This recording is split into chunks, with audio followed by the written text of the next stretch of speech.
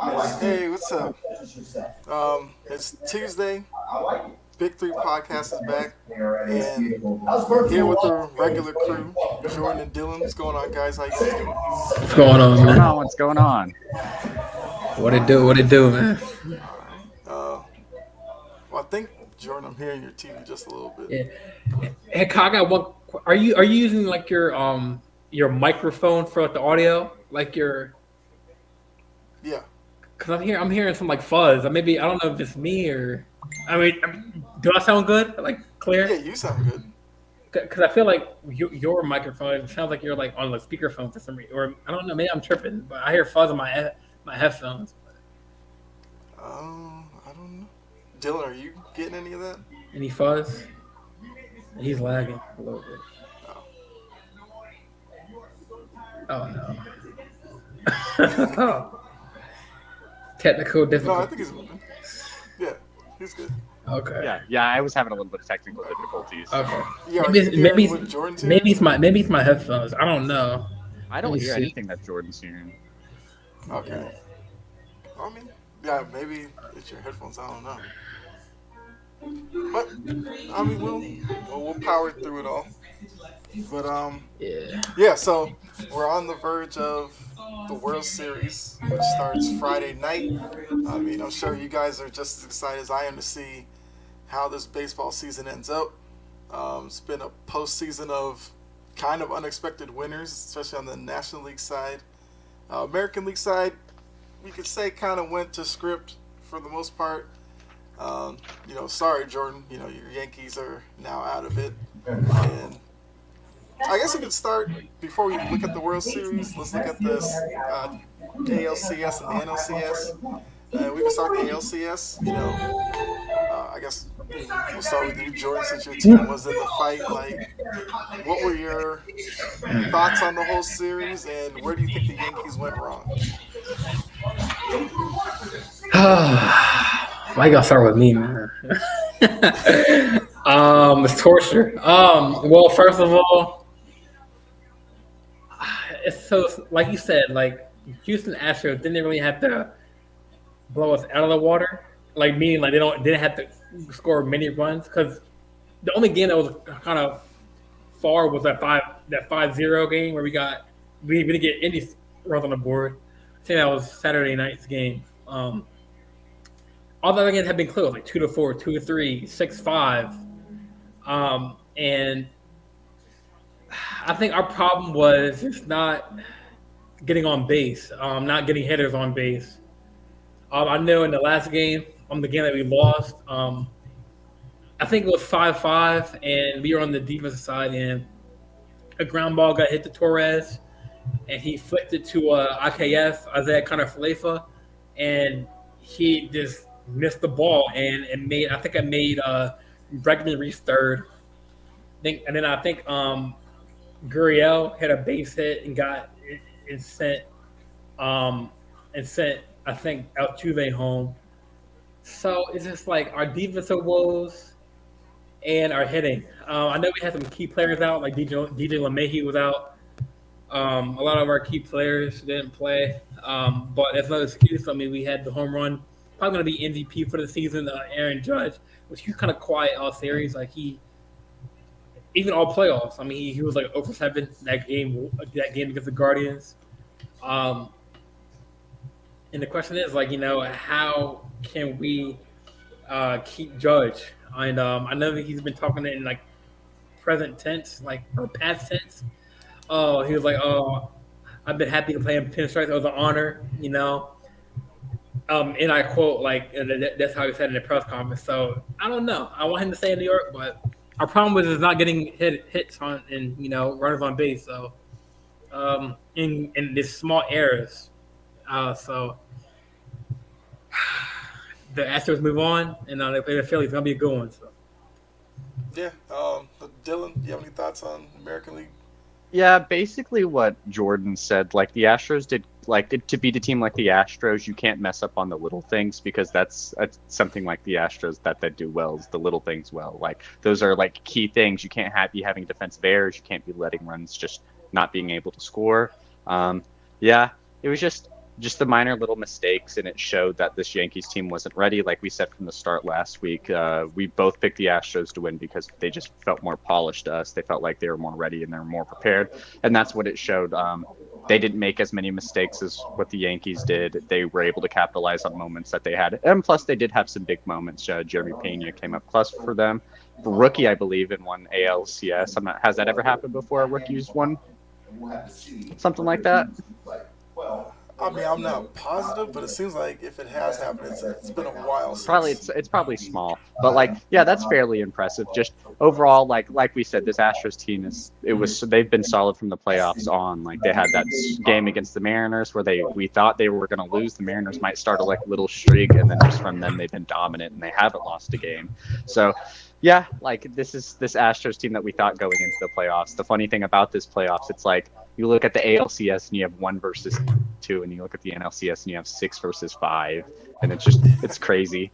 It's just crazy. Like, man, that just shows like these playoffs, like the expansion was like a little bit needed because now you have like the lesser teams. Like, now look at it. You have your 6th seed. You have the the 6th seed in it, like the best team in the Nationals. So it's good. It's a good playoff. It's a good baseball. I'm excited to watch this series. Like watching how the Phillies played the Padres. Like I'm more excited to see them play the Astros now. Yeah, and I guess for me it was. This is something that I feel like the Yankees, they're always built as a team.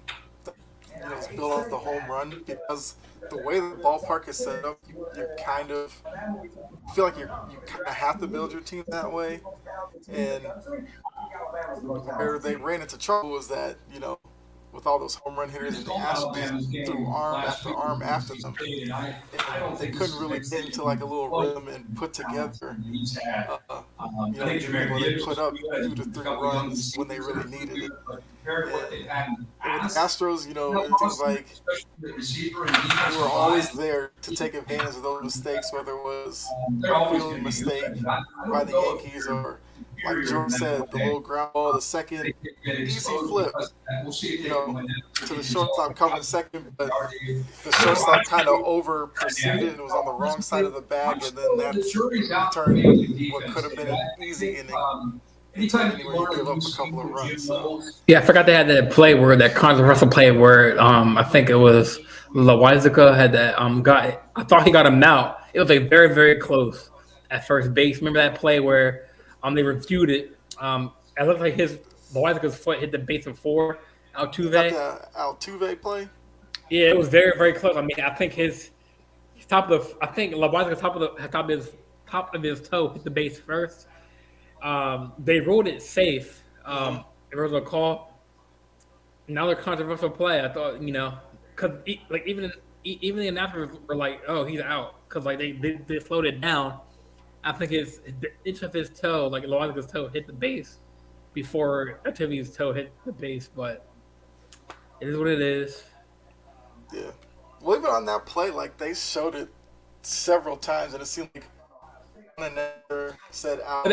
The other one was like at first glance, it looks like they're both their cleat hit the base at the same time. Yeah. But I think when they slowed it down, like by like a millisecond, it was like I think Loaisiga's toe hit the base like by like a centimeter, and that they say baseball is a game of inches. So, like that play could have been because I think it was 2 outs on the play. I think at that time, so that could have been the 3rd out. Not saying that Yankees could have got any more hits because it would have been the same story, but that was a controversial call too. Like I've seen it all over Instagram and social media. Like, oh, should I have been called out? And people have been voicing their opinions on it. So I think he was out by like a quick second, but it was very close. Because apparently they had that enough evidence to overturn the call, but I guess there was no inclusive evidence. So, but that play I think by Torres and IK, that was a turning point because that play, like you said, easy flip to second base. I mean, he did flip it to second base, but IK wasn't ready for the pass, I guess, or the throw. So, it seemed like he was just on the wrong side of the bag for whatever reason at the time it got thrown off. But I guess one last question for the American League before we look at the National League. I guess just gut opinion. Do you think Aaron Judge is back with the Yankees? Start with Dylan. Man, I'll say yeah. I feel like he'll like hit the open market and like there'll be some rumors and stuff like that. Like he might get close to signing to a team and then something might fall through, or like he might hint some things. But I think everything will end up with him signing back with the Yankees. Like he's a big star there. He's already an established star there. I mean, he already has a big brand there and everything like that. I feel like it'd just be like it's a big market still. I'm not sure if he's going to get in really any bigger markets than New York. I mean, this team is still a contender with him. They probably just need a little bit like they need to make sure they can work better on their mistakes, a little more chemistry, not as many injuries, hopefully in the playoffs, and maybe they can do something. I feel like it's more of a risk for him to leave. Of course, he could go into a team like the Dodgers or something like that, but like there's no guarantee he'll be playing as good because, of course, ballparks are different. There's so many things that go into it, and I feel like Judge has already been established, and he's like made a big name, a big brand for himself now. That just leaving would just be too much, especially if it's bad. I feel like he'll have too much shoulders going in, too much stress on his shoulders going into next season if he was playing for a different team than what he would for just the Yankees again. Run different schemes. You don't have to play. Jordan, what you think? I mean, of course, I want to see him as a Yankee. I just don't. I mean, I feel like the Yankees need more. I mean, we're missing Benintendi. We picked him up. He's a power hitter and a speedster on the bags. I want him to stay. I don't know who needs to go though. I think Boone needs to go or Cashman needs to go. I mean, obviously Boone doesn't. He's not the one that signs the players. It's Cashman, and Steinbrenner Senior is rolling in his grave right now because he would have knocked on every big hitter's door. If Mike Trout was on the market hypothetically, and Shohei Ohtani was on the market, he would have got him. Because that's how Steinbrenner was. Cashman's not Steinbrenner. And I mean, shoot, we could have got Harper when he had on the market. Machado when he's on the market. So many good players that we passed on. So I don't think Aaron Judge is a problem. Like Dylan said that. I mean, we built the Judge's chambers for Judge. You know what I'm saying? He has a market. We love him as a Yankee, But I mean, I think players are able to like negotiate after the World Series ends. I believe they can start talking with their agents. So the way he's talking in the press, it's like he's talking in present tense, like saying, "Oh, like growing up as a kid, I wanted to, play in the pinstripe at Rayfield. Like, I always watched them playing pinstripes was great for the season. I love my guys." I don't know. Like, I want him to stay. Like the Dylan said, also he's gonna hit the open market. But I feel like we need some better hitters other than Judge. I know we got Stanton, and plus in order for us to sign Judge, we have to restructure some deals, like Stanton deal and Garrett Cole deal, I think, so we can have enough money. Which I think we should have enough money to sign Judge, but just how people's contracts are, established. So yeah, I guess the question is, our answer to the question, I do want Judge to stay, but the way he's kind of like talking to the press is like, is he gonna stay? Like, it's kind of like he's leaving the fans in limbo here, like, So he's one of the hot free agents going to be this upcoming season. So we'll see. But yes, I do want him to be Yankee. Yeah, and I expect him to be back. I just kind of think I just think he's playing the press game right now, where you think he's saying he's getting his money up. He's getting his money up. Right. And they'll probably use other teams. They're going to use the Red Sox to try to drive up the money. They're going to use, like Dylan said, the Dodgers or Angels or something like that. There'll be some other team that they'll be like, oh, they're like really in the hunt for Judge. Right. And then the Yankees will probably ultimately come in and sign him for whatever it takes. The only question for them is going to be, how much luxury money or whatever do they want to pay. But like you said, it's the Yankees. And And also, like you said, Steinbrenner Sr., he wouldn't have cared. So I don't see why this group would. And I think I actually think that this new group has kind of tried to sign a lot of big names. I mean, Stanton was a big name when they brought him in. Cole was a big name. Rizzo was a big signing. When they Oh, brought Rizzo. him in. I love Rizzo. Yeah. They tried it with Gallo last season. That was supposed to be a big move. It just didn't work with him in New York. So I'm sure. Oh, Cole as well. Even though, Cole, I don't know. I mean, he was pitching with Pittsburgh all this time, and it seems like he gives up home runs at just the wrong time with the Yankees. Who? Garrett Cole. Yeah, I mean, maybe it's because I seen him with the Red Sox Yankees. It seemed like he was getting up home runs like at a crazy clip against the Red Sox. But Yeah. I mean, I thought he performed well in the postseason. Yeah, like that game. I think in a couple innings. I think it was the game 3 or the game that before we got blown out. He was holding. No, or was it the game before? It was like 2-0 Astros. Yeah, he gave like held 2 it. runs through 5. Yeah. So he did good. I mean, we signed Frankie Montez. I think he was hurt from the Athletics. I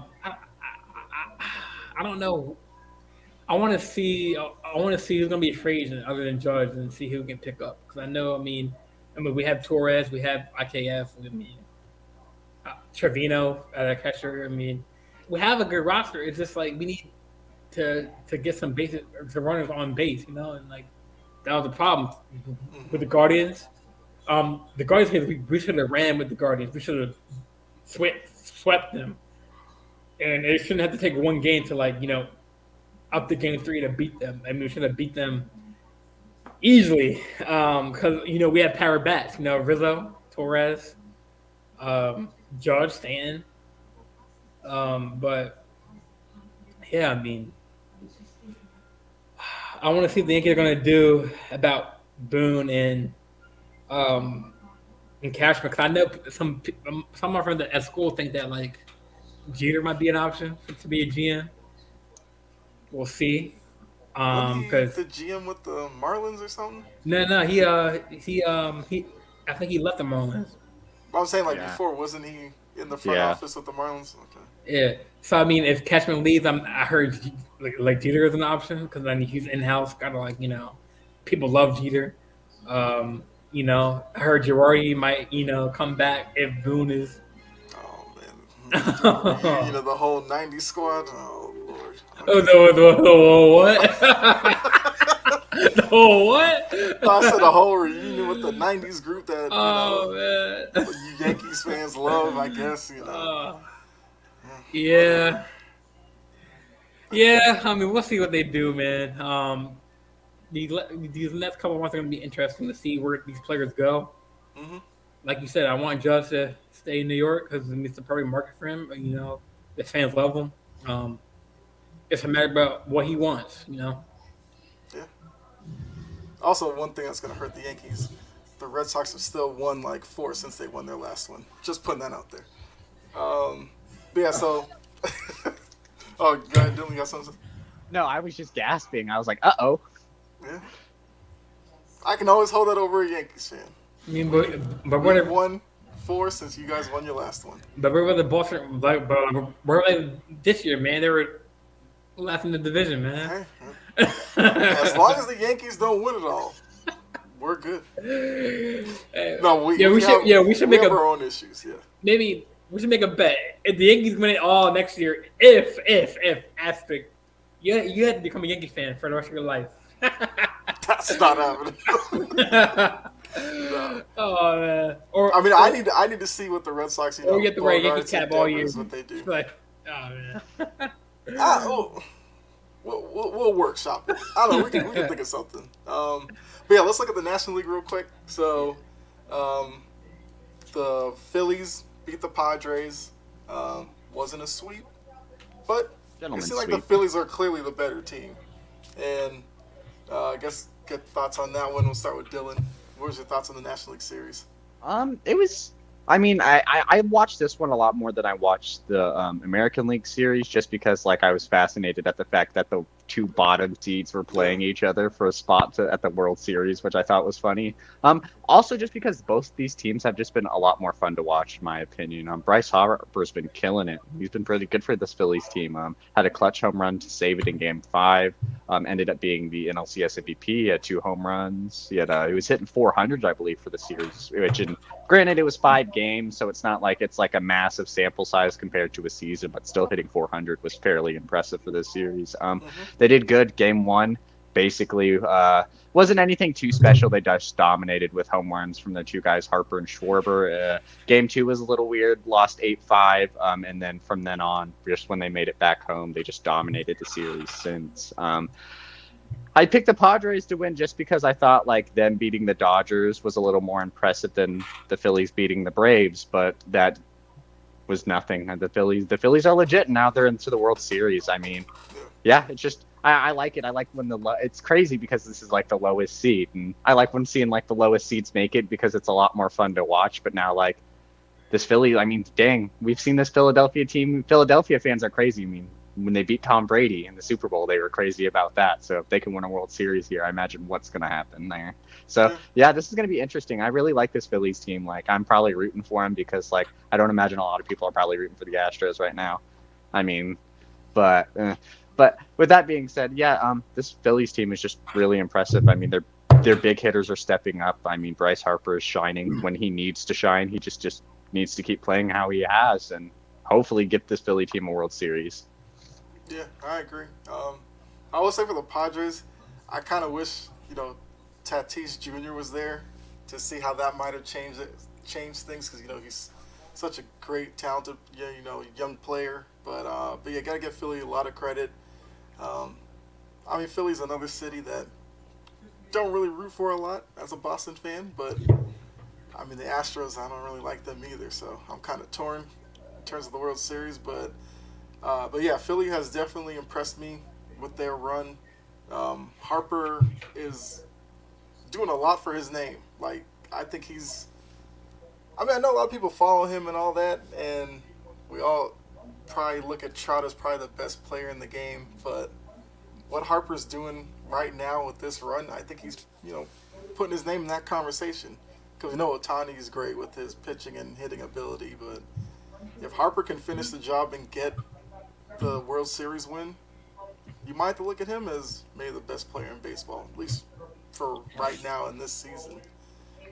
Jordan, you got any thoughts? Yeah, I kind of agree with all y'all. I mean, it's interesting to see because I mean their record was like 87-75, so they weren't really like a team that was talked about. It was like the Dodgers and the like who's in the top teams in the NL? It was Dodgers and Braves. Maybe. Dodgers, Braves, and Mets. Those 3.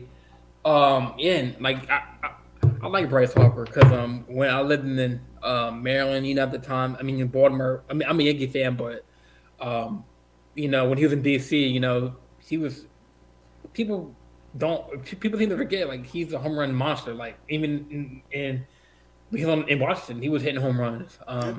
And I guess it just didn't work out for them in the long run, but when they acquired Harper, I mean they got a special talent, like you said, and I mean, like so when you said kind of like if they win a World Series, Harper could be the best player in baseball. Are you talking about just like for the playoffs or just for the whole season? Well, I think playoff wise, he'd probably be the best. Because I think Aaron Judge has that because with the 62 home runs, I mean for the season. Yeah. I mean, but like obviously, if he. I don't doubt Judge as the MVP. Like you said, getting the 62 home runs is something that the voters will clearly have to pay attention to. But yeah, I think I was mainly talking about playoff wise. Yeah, I would definitely agree. If he can win a World Series, but like you said, I wish Tatis was playing because it would have been more interesting. Because, I mean, obviously they signed Soto, and knowing, I mean, I'm not sure when the Padres signed Soto that, I mean, Tatis was going to be banned for the 80 games because it seemed like the ban happened after they signed Soto. So I guess they had plans of when they signed Soto to have the three-headed dragon and Soto, Machado, and Tatis, but yeah, it's gonna be a good series. I know. I guess I'm gonna have to be a Phillies fan for the next series because I can't stand the cheating Astros.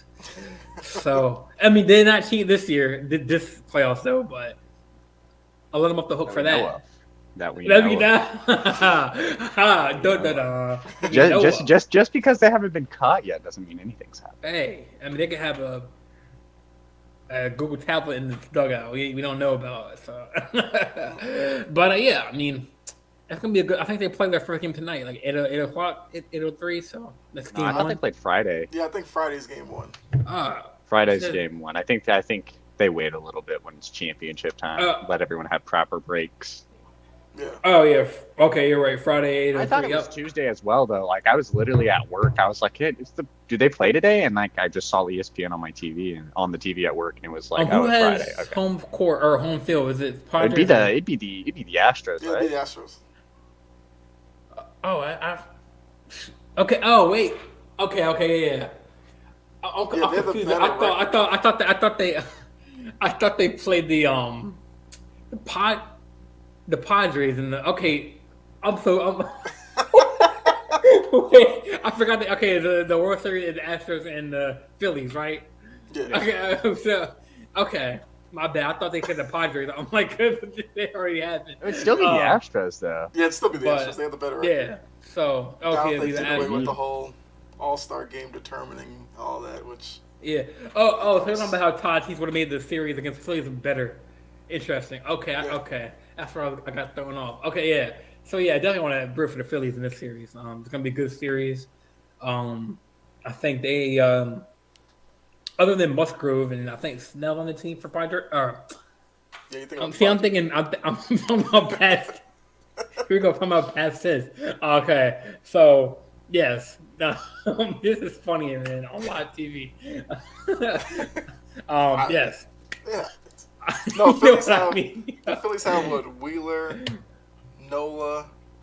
I think that's their top 2 pitching guys, and then I think this is the pitchers you really got to worry about. But yeah, I get it that you have the Padres on the brain. Yeah. So you're picking the Phillies. You have I'm picking the Phillies, yes. you have a prediction in terms of how many games it goes? Whew, it's gonna be close. It might So if Astros are at home, the first 2 games, is it still 2-3 to the setting like 2-3-2? Yeah, I think pretty Yes. sure it's 2-3-2. So I can see the Astros winning 2 games at home, but obviously it's gonna go back to Philly. So I can see them winning games there. It might go down to Game 7, to be honest. Okay. So that's a good bit. I mean, you got Harper, got Altuve on the other side, you got Alvarez on the other side, Bregman. So it's gonna be a good series. Yeah, but I want the Phillies to win, All for right. sure. So you're picking the Phillies. I'm assuming you'd probably pick Harper as your World Series MVP. Yeah. All right. Yep. Dylan, what's your prediction? I think I'm gonna go the Astros in probably 6. Man, I don't think it can go like oversaid that the Astros just swept the number 2 team in their conference. Like, Yeah. that's crazy. I mean, the Phillies are going on an amazing run. They beat the Braves. They beat the Padres, another up and coming team who beat their number 1 team. But at the same time, like, Astros just dominated the number 2 seed. 4-0 swept them and haven't lost. Like, I feel like this Phillies team is going to shock them. I feel like the Astros could take I mean, the Phillies could probably take Game 1 in their home, and everyone's like, "Uh-oh, this could be something legitimate." And then like the Astros could just go crazy, and like maybe the Phillies get one at their home or something like that. But man, this Astros team, they're just. It's hard to pick against them. I don't want to necessarily pick against the Phillies as well, just because I like the underdog team. I'd like to see the 6th seed win it. But like, you don't want to bet against the number 1 seed when they haven't lost in the playoffs. That's just hard for me to do. And so I'm just going to be picking the Astros in this one. Okay. And who would be your MVP for the World Series? Thinking. I don't want to say Altuve. No, Bregman played really well, didn't he? Yeah, Bregman did. Yeah.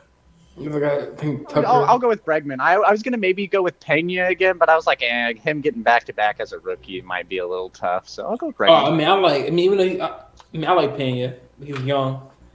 He was a problem in the last game. I'm gonna go Astros as well. Yeah. I'll probably go Astros in 6, and I think Alvarez gets MVP. I feel like he's gonna have like one Oh, big Alvarez home is a run. good pick. I didn't even think about him.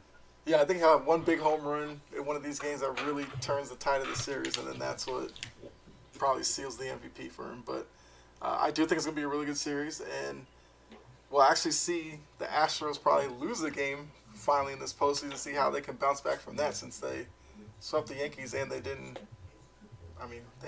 lose before that. So be interested to see if they do lose a game early on against the Phillies, how can they bounce back from that. But I think from that we can turn to NBA. You know, it's been few games for everybody, so we kind of see some trends going on in the NBA. And I think the general question that we have to go with is looking at teams like the Sixers struggling, Brooklyn struggling. Jordan, I see you. You know the teams about and the Lakers struggling. Like,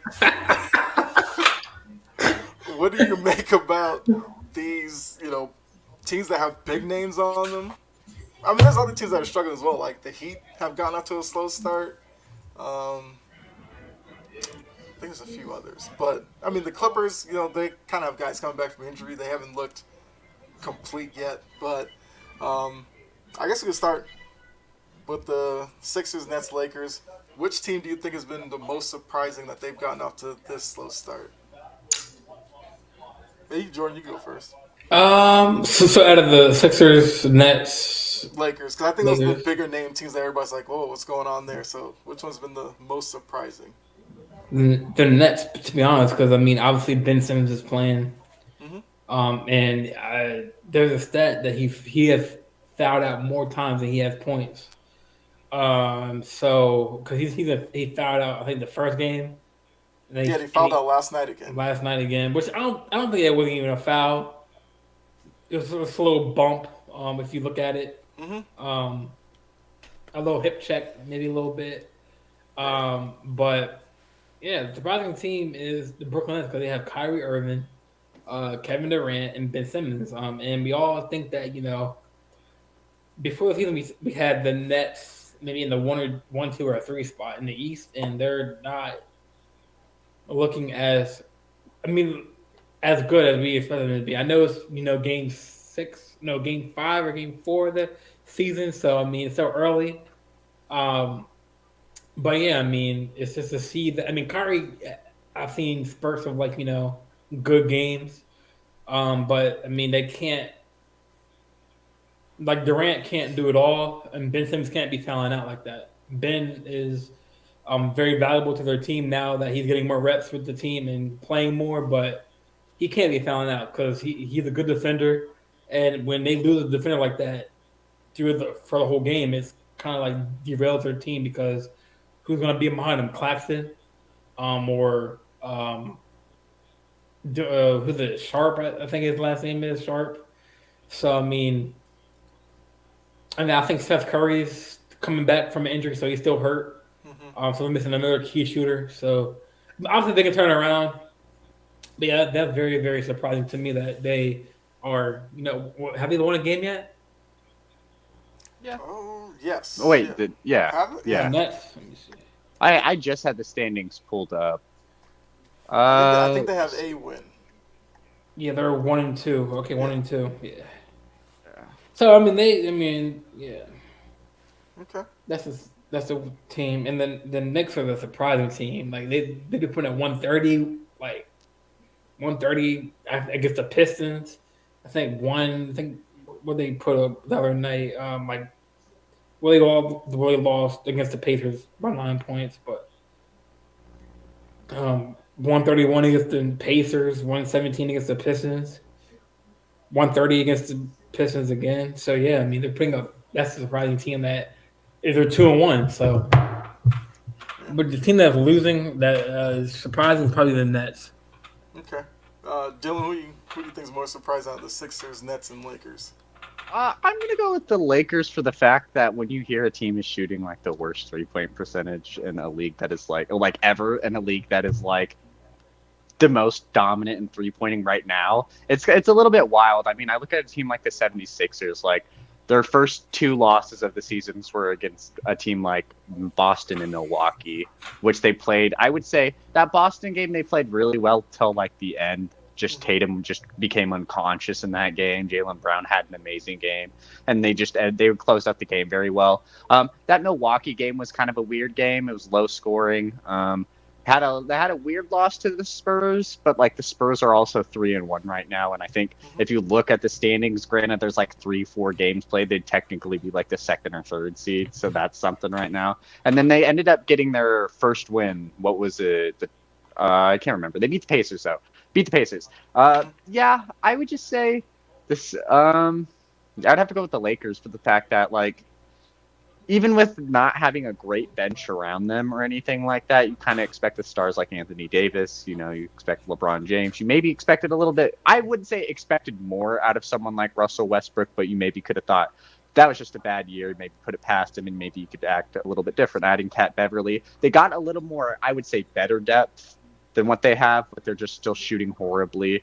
That Trailblazers game was like weird. They didn't close it out properly as well. I mean, it's just this Lakers team. Like, man, it's just like when you look at a team at a team with like LeBron and Anthony Davis, you expect a little bit more out of them, especially at the start of the season. But yeah, you're right. You're right, Dylan. Yeah. Because I see Freddie's how to smirk there, but hey, I mean, I'm not, and that's not me just like saying the Lakers will like perennially be bad. Like, I imagine they'll make trades and I imagine they'll make moves. It's just right now, it's just right now for the sole fact that you look at this team and just on paper you go, everyone around them's bad, but when you still look, you have LeBron James and Anthony Davis, and you're like, oh, they're 0-3. Oh, like they're one of the worst shooting teams that there is in the league, like ever. And it makes you just a little bit shocked. Now, I think this Lakers team will get good. I imagine a trade will come. I feel like they will trade Westbrook at some point. Like, the experiment, putting him off the bench, I don't think will work, or it would just be like not worth it. So I feel like there will be a trade coming soon. I feel like this is a Lakers team that. Okay. I mean, all 3 of them are surprising in their own way.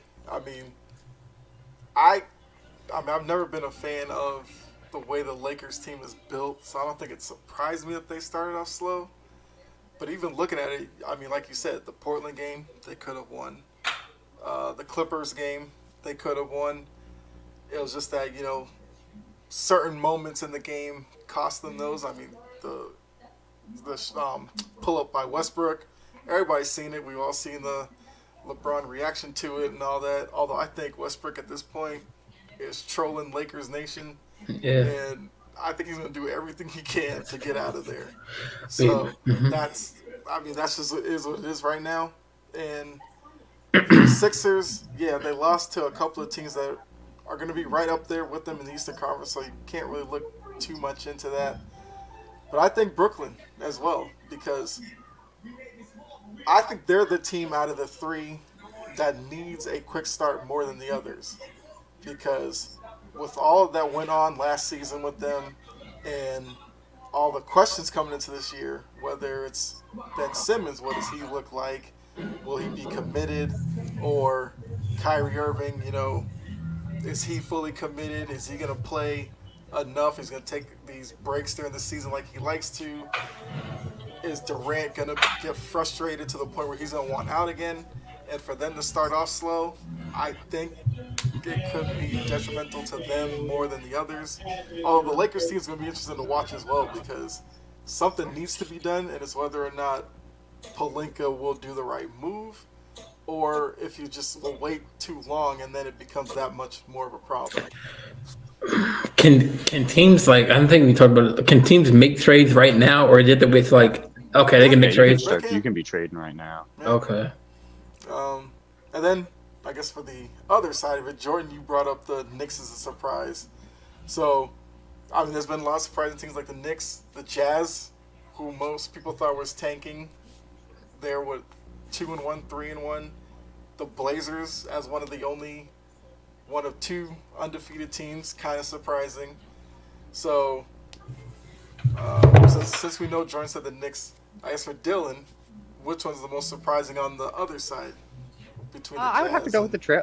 Yeah, I would have to go with the Trailblazers. I mean, had a weird like Damian Lillard's playing great right now. This Trailblazers team's playing great right now. They had that game against the Lakers that was really good. That they ended up closing out. They beat the Nuggets.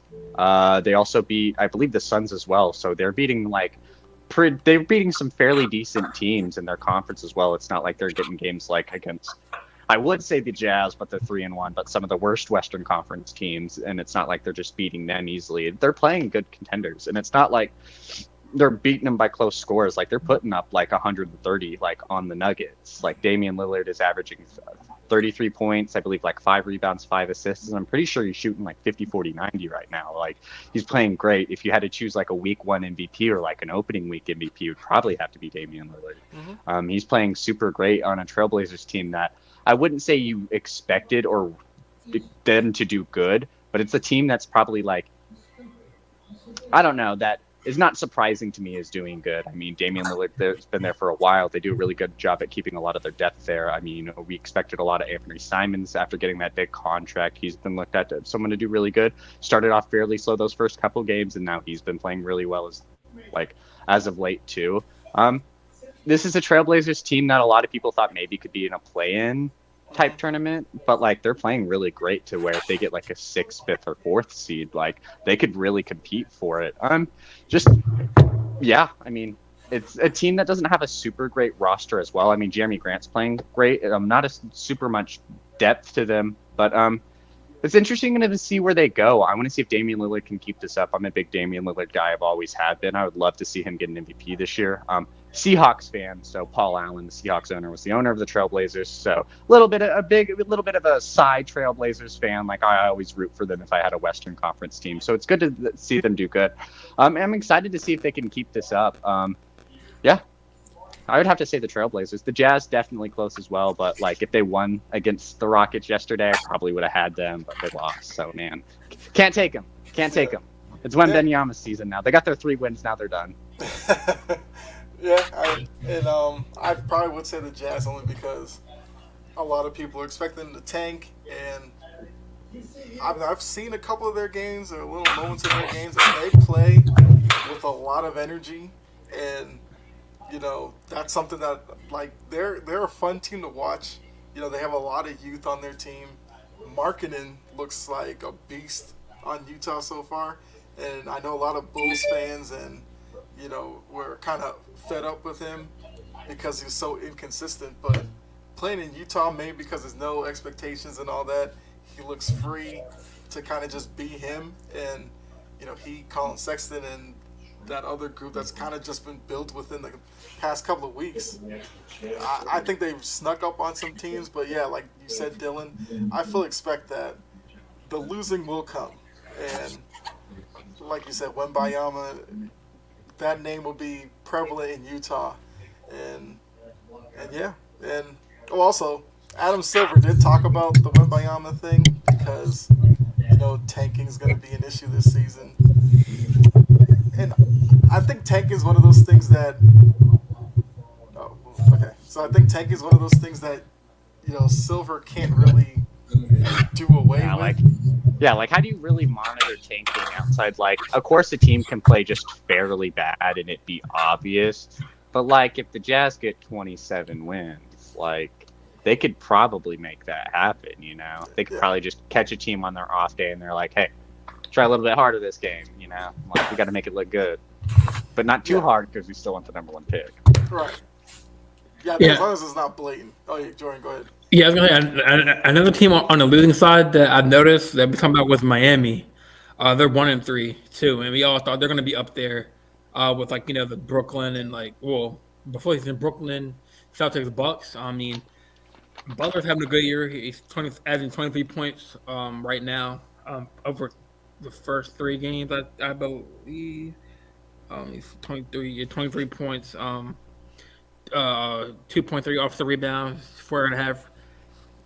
Hero, 21 points averaging. But yeah, this team, another team in the East that we thought was gonna be like in the top 4 at least in the start of the season. Now they're like down near the bottom of the conference, with Pacers and Sixers.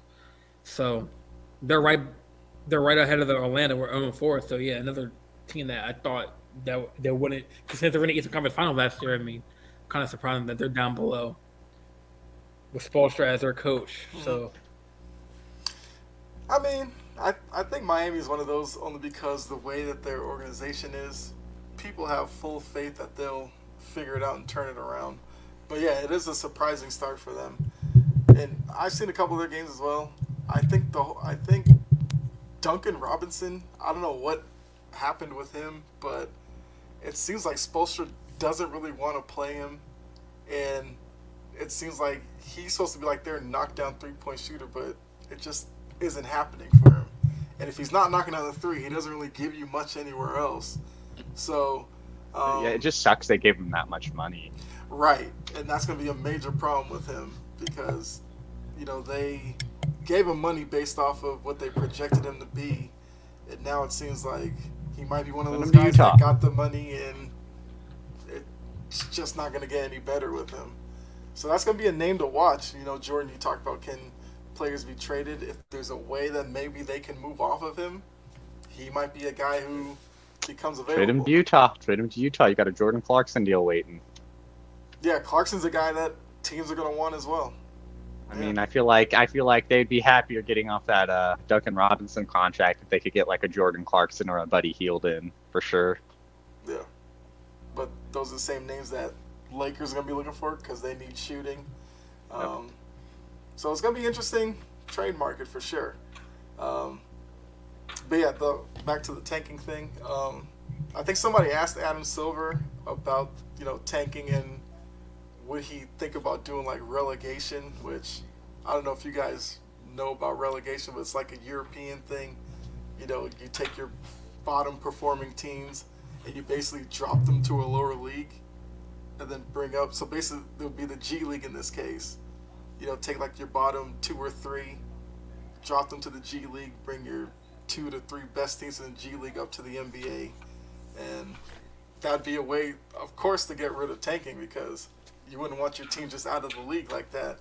But financially, it would never work in the NBA because these G League teams are operating off of a much smaller budget than bigger NBA squads are. But it's something to think about that if it did come to that, you would see tanking go away right away. But yeah, like Dylan said, I don't think it's anything that could be monitored. But it's going to be a question every year, of course. Yeah, I think the interesting thing about like tanking for players as well, it's like, again, it's something that's not going to be able to be monitored. It's like, one thing I'll give the NBA props for about tanking is having a lottery system. Like, it's a little bit different in the NFL when you hear about like NFL tanking controversies because your pick is based off your position unless you're in the playoffs. In the NBA's case, at least they have a lottery system. So let's say, like, for example, just the Utah Jazz does really, really bad. And then like a team like, I don't know, the Pistons, like, they didn't tank, but they were still the third best team. Like, I don't know, they could get rewarded for still not tanking and have that first overall pick. So that's something I'll give the NBA props for, is having a lottery system in play. But with that being said, it's something they're not going to monitor. It's good in a sense that, like,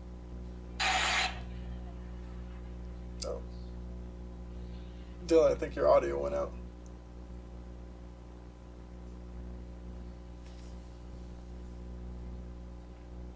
Jordan, can you hear him?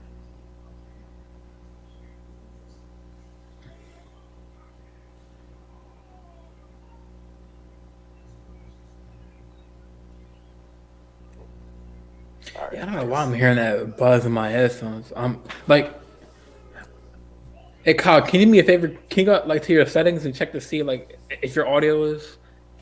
Because am I good? Yeah, Dylan, you're good. Okay, that was weird. Just all audio cut out. Like, I couldn't hear you guys either. Yeah. Yeah, Well, for Jordan, I know before we went live, because Dylan told me about my audio at first, and I went in and changed the setting, and he said it was fine. So I don't know. so maybe I should come back in and to the stream and see if that work. Cause like my headphones sound like it's like a vacuum like in like my headphone. Like it's like here. Let me come back in to the All right. stream. I'll be back. Let me see. Okay. Yeah. So I guess until Jordan gets back in.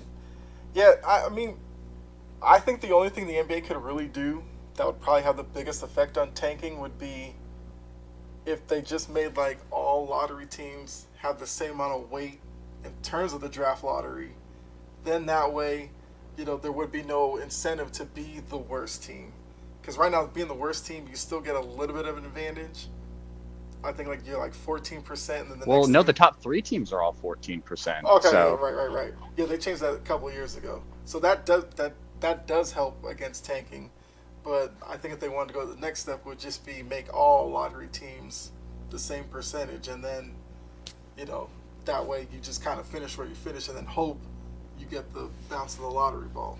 I like that. Also, I feel like getting rid of some of because when you look at the lottery, it's like you have teams that are like 1%, 1.2% of like actually winning it. I feel like just getting rid of those teams in general and making a smaller lottery and just adding up the percentages and then equaling them out, I think that would be a lot more interesting. Like you have, instead of, I think it's 14 teams or how many ever teams are in the lottery, you have like 10 and add up all those odds and make it that way.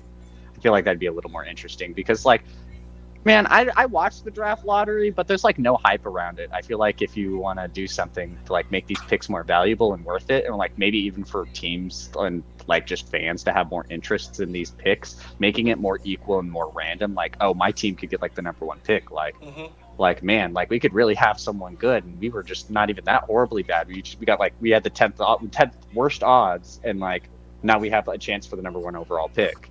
So I feel like, I don't know, make it more interesting. I would like to see the draft lottery more interesting because I like it. I like the gamble effect of it. It's just the event itself is so boring. They're just picking and they're just like Pelicans, Pistons. So I don't know, put more interest into it. I feel like that could help out as well too.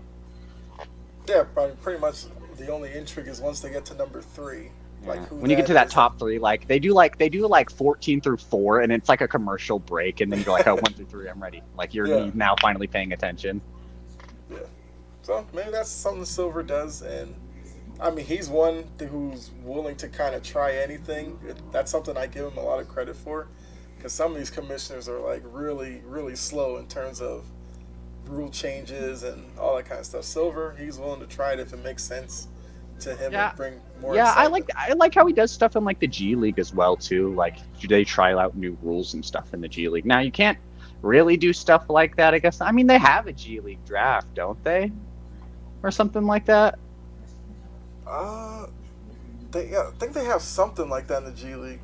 Yeah, I mean, something I don't pay along attention the to sorts G of League. that. But I know somehow they do it to where like you get specific players. I think they have a draft or something along the sorts.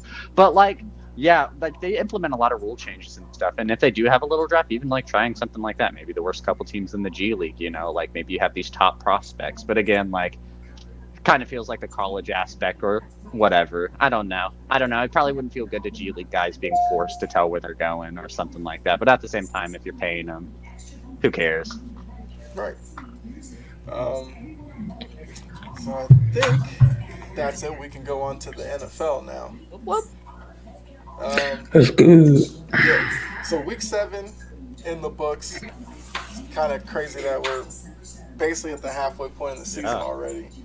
And there were some definite surprises this week.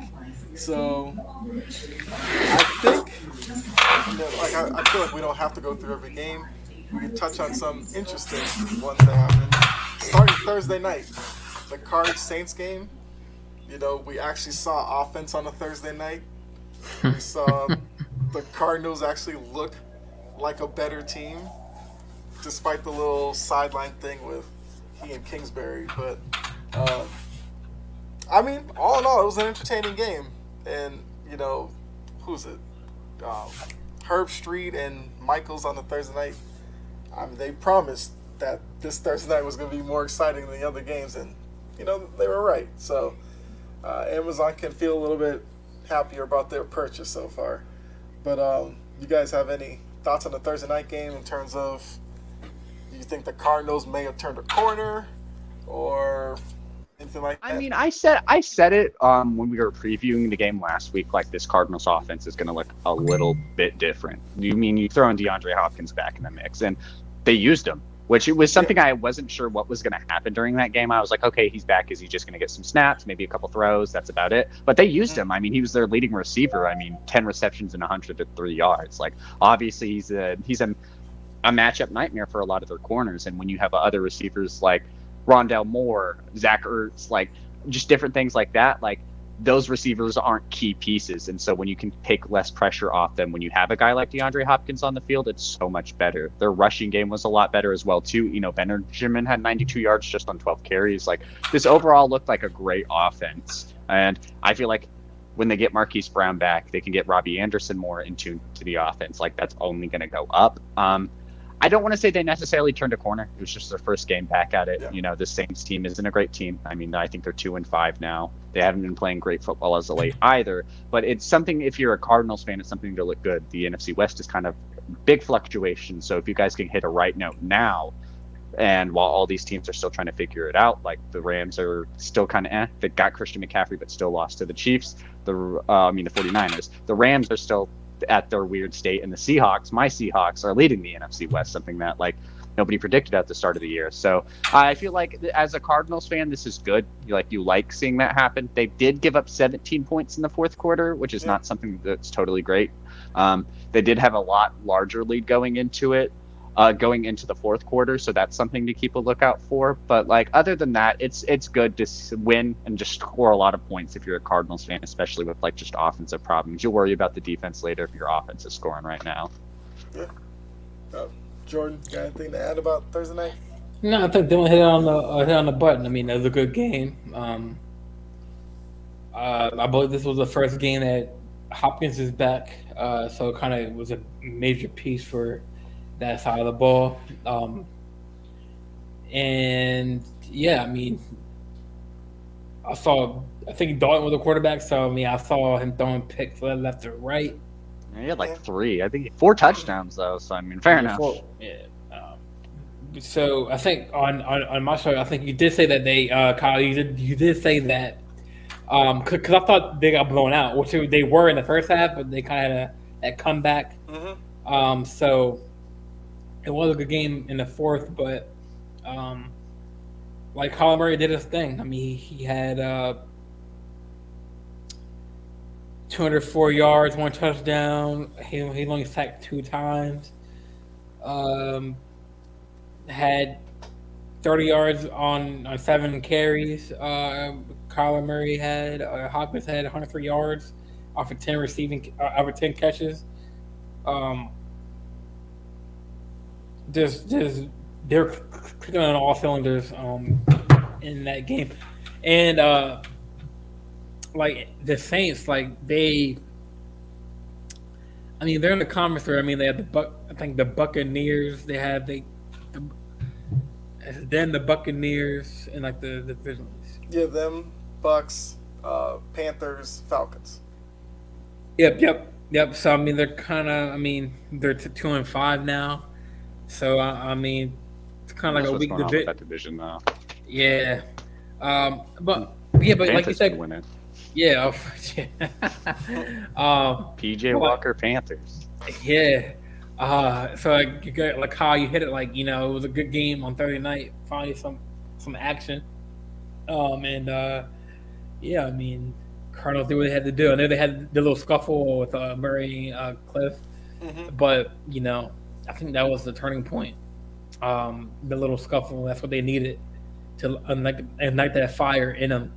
And they got it done. So one thing I will say about the Cardinals real quick, I mean, like, if fans are hoping like this might be a turning point, they do play the Vikings this week. Like week 8, they do play the Vikings. So like if they can go out and win this game, like the Vikings are first. I mean, what do they have? 1 loss still, or is it 2? I don't know the record off the top of my head. They just had a bye week, so I hadn't thought about them. But so they still have 1 loss. So if this is a big game this week for them. So if they can go out there and do the same thing like they did against the Saints, Might be kind of a bad game for their defense. Justin Jefferson, Dalvin Cook's a little bit hard to game plan for, especially with that defense. And if you're letting Andy Dalton throw for 4 touchdowns on you, 300, 400 yards, Kirk Cousins could definitely do the same with his weapons. So I feel like if they can go out there and their offense looks really good, I feel like that will allow their defense to, I wouldn't say allow more mistakes, but their offense was playing bad. So the reason they were losing those games is when their defense were making mistakes, their offense wasn't doing anything to like add on to the score, capitalize, or make it even a little bit closer. So now that their offense is doing a little bit better, I feel like they'll have a little more leeway in this game. So definitely, if you're a Cardinals fan, like this is a good game to look at to see like how you measure right now with DeAndre Hopkins back in the offense. Yeah. I mean, I agree. You know, with Hopkins coming back, I kind of figured that they would just kind of throw him out there, and worst case, when Kyler Murray was in trouble, just throw it up to Hopkins and, you know, you'd be fine. So, like you said, Dylan, they have the Vikings next. That's going to be a statement game for them. You know, if they can back up this win with a good performance and a win against the Vikings, then you could, you know, start looking at them as possibly a team that could go on a little bit of a mini run here in the middle of the season. But I think the next games we need to talk about, one, Packers Commanders and Bucks Panthers, because coming out of the week, everybody's talking about Rodgers struggling, Brady struggling, and kind of like wondering what's going on there. So, you know, we can talk about both games at the same time. I mean, the Bucks obviously looked worse than the Packers did Sunday, but I know for me, I still have faith in Brady.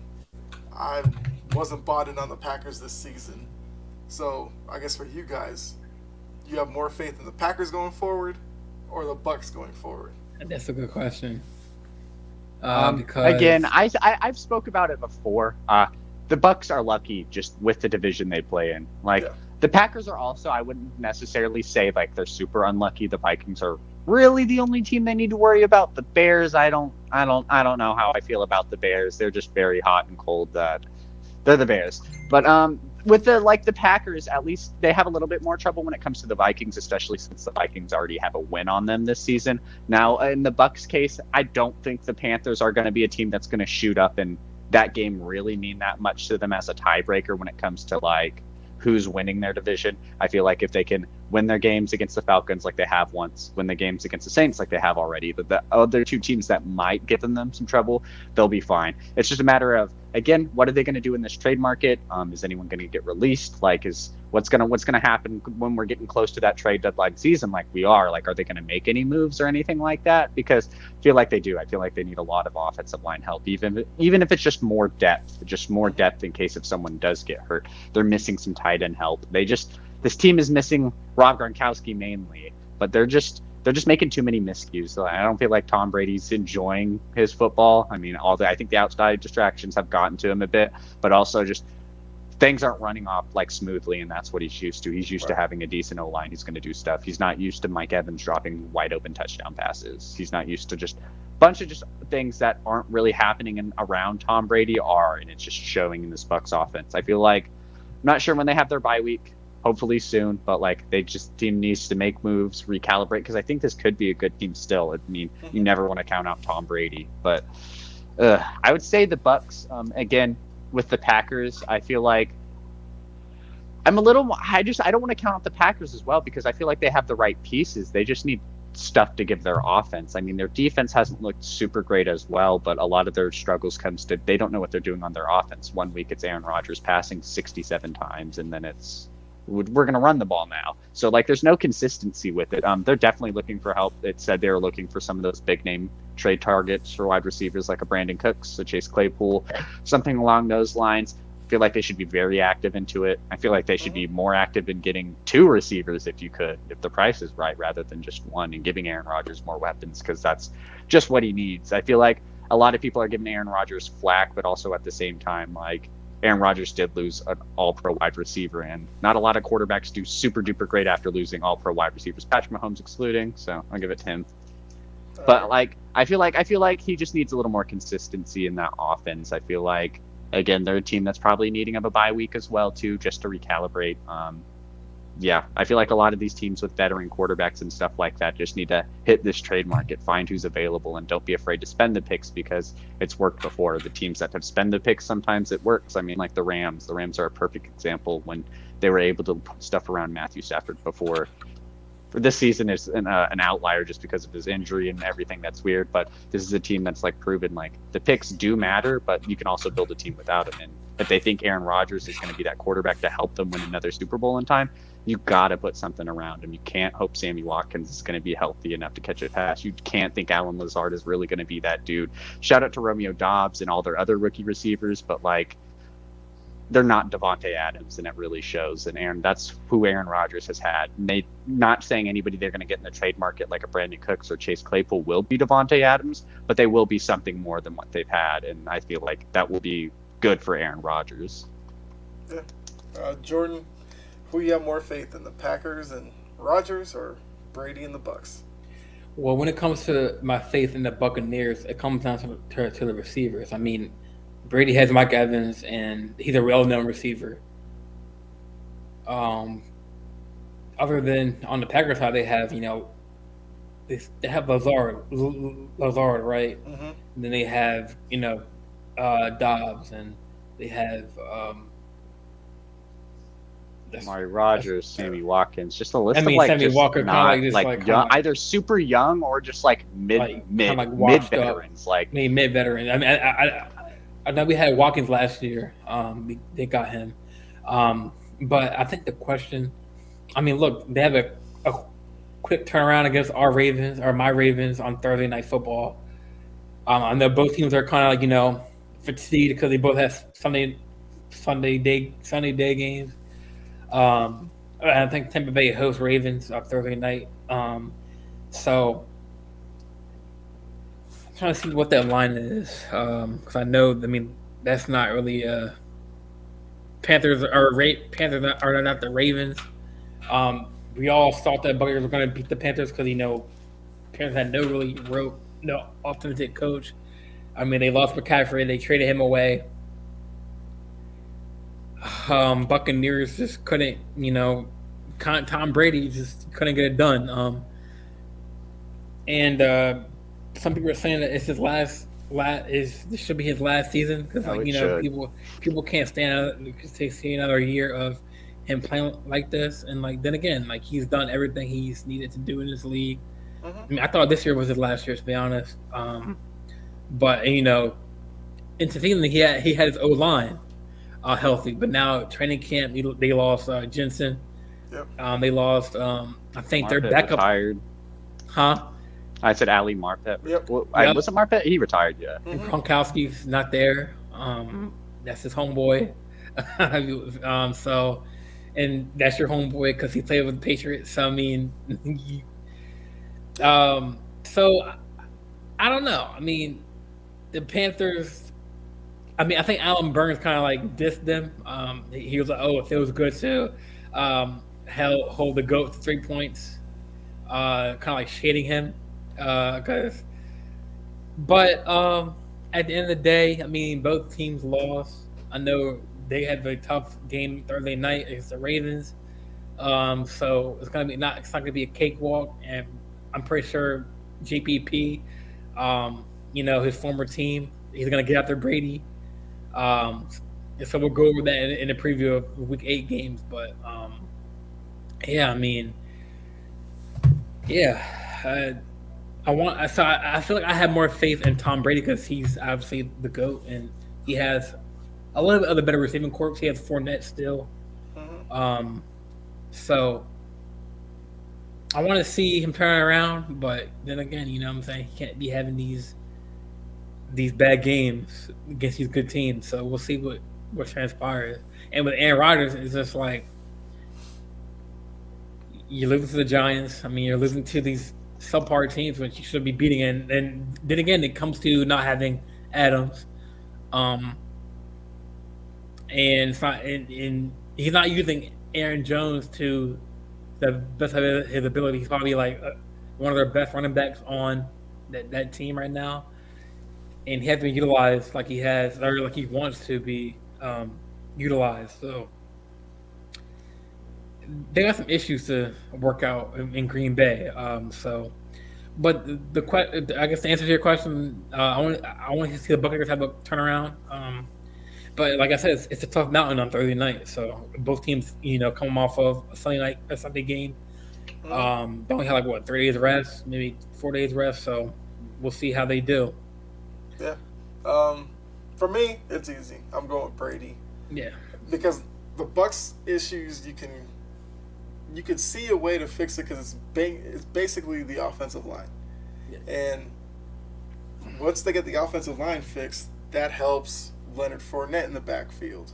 That helps, Brady get the time to find the receivers. That play with Mike Evans. I mean, when he was wide open, he missed the catch. Yeah, that kind of happens, but with Mike Evans, you don't expect it, and that kind of shows you where the team is right now, where it just seems like everything that can go against them just seems to be happening right now. But they have the pieces there to be a good team. With Green Bay, we've all talked about the lack of, offensive weapons, the fact that they're misusing their offensive weapons. I don't think that's something you fix mid-season because, yeah, you can go trade for a guy, but then it's probably going to take that guy a couple of weeks to get used to the system, get fit in. He might have to build some connection with Aaron Rodgers.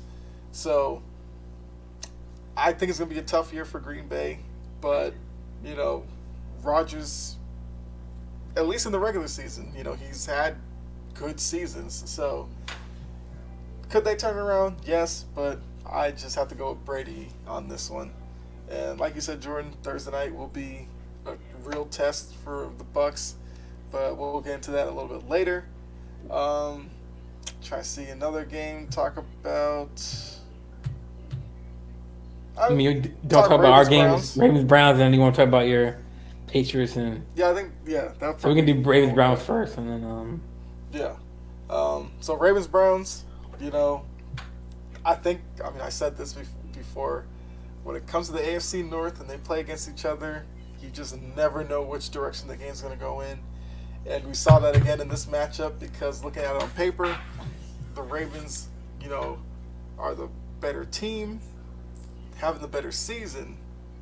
But all it took was for a little bit of momentum for the Browns, and they were in it to the end. And, you take away a couple mistakes, strip sack on Brissett or something, who knows? But I guess we can start with you, Jordan, on this one. Initial thoughts coming out of this game, I'm sure it was probably closer than you thought it was going to be. So Yeah. I know Gus. I know hearing the news that Dobbins is getting surgery on his knee. I don't think he's hurt. He's getting that surgery, coming off from last year. So, Gus Edwards, he had 2 touchdowns in his first game back. He looked good. Gus Bus, man. So, I was kind of getting nervous because Chubb was kind of going off. He's reminds me of a Barkley, short, stubby, stocky running back. That's hard to bring Just down. runs through you. Yeah. So, everyone had the Ravens beating the Browns, but all the pundits had the Ravens beating the Browns.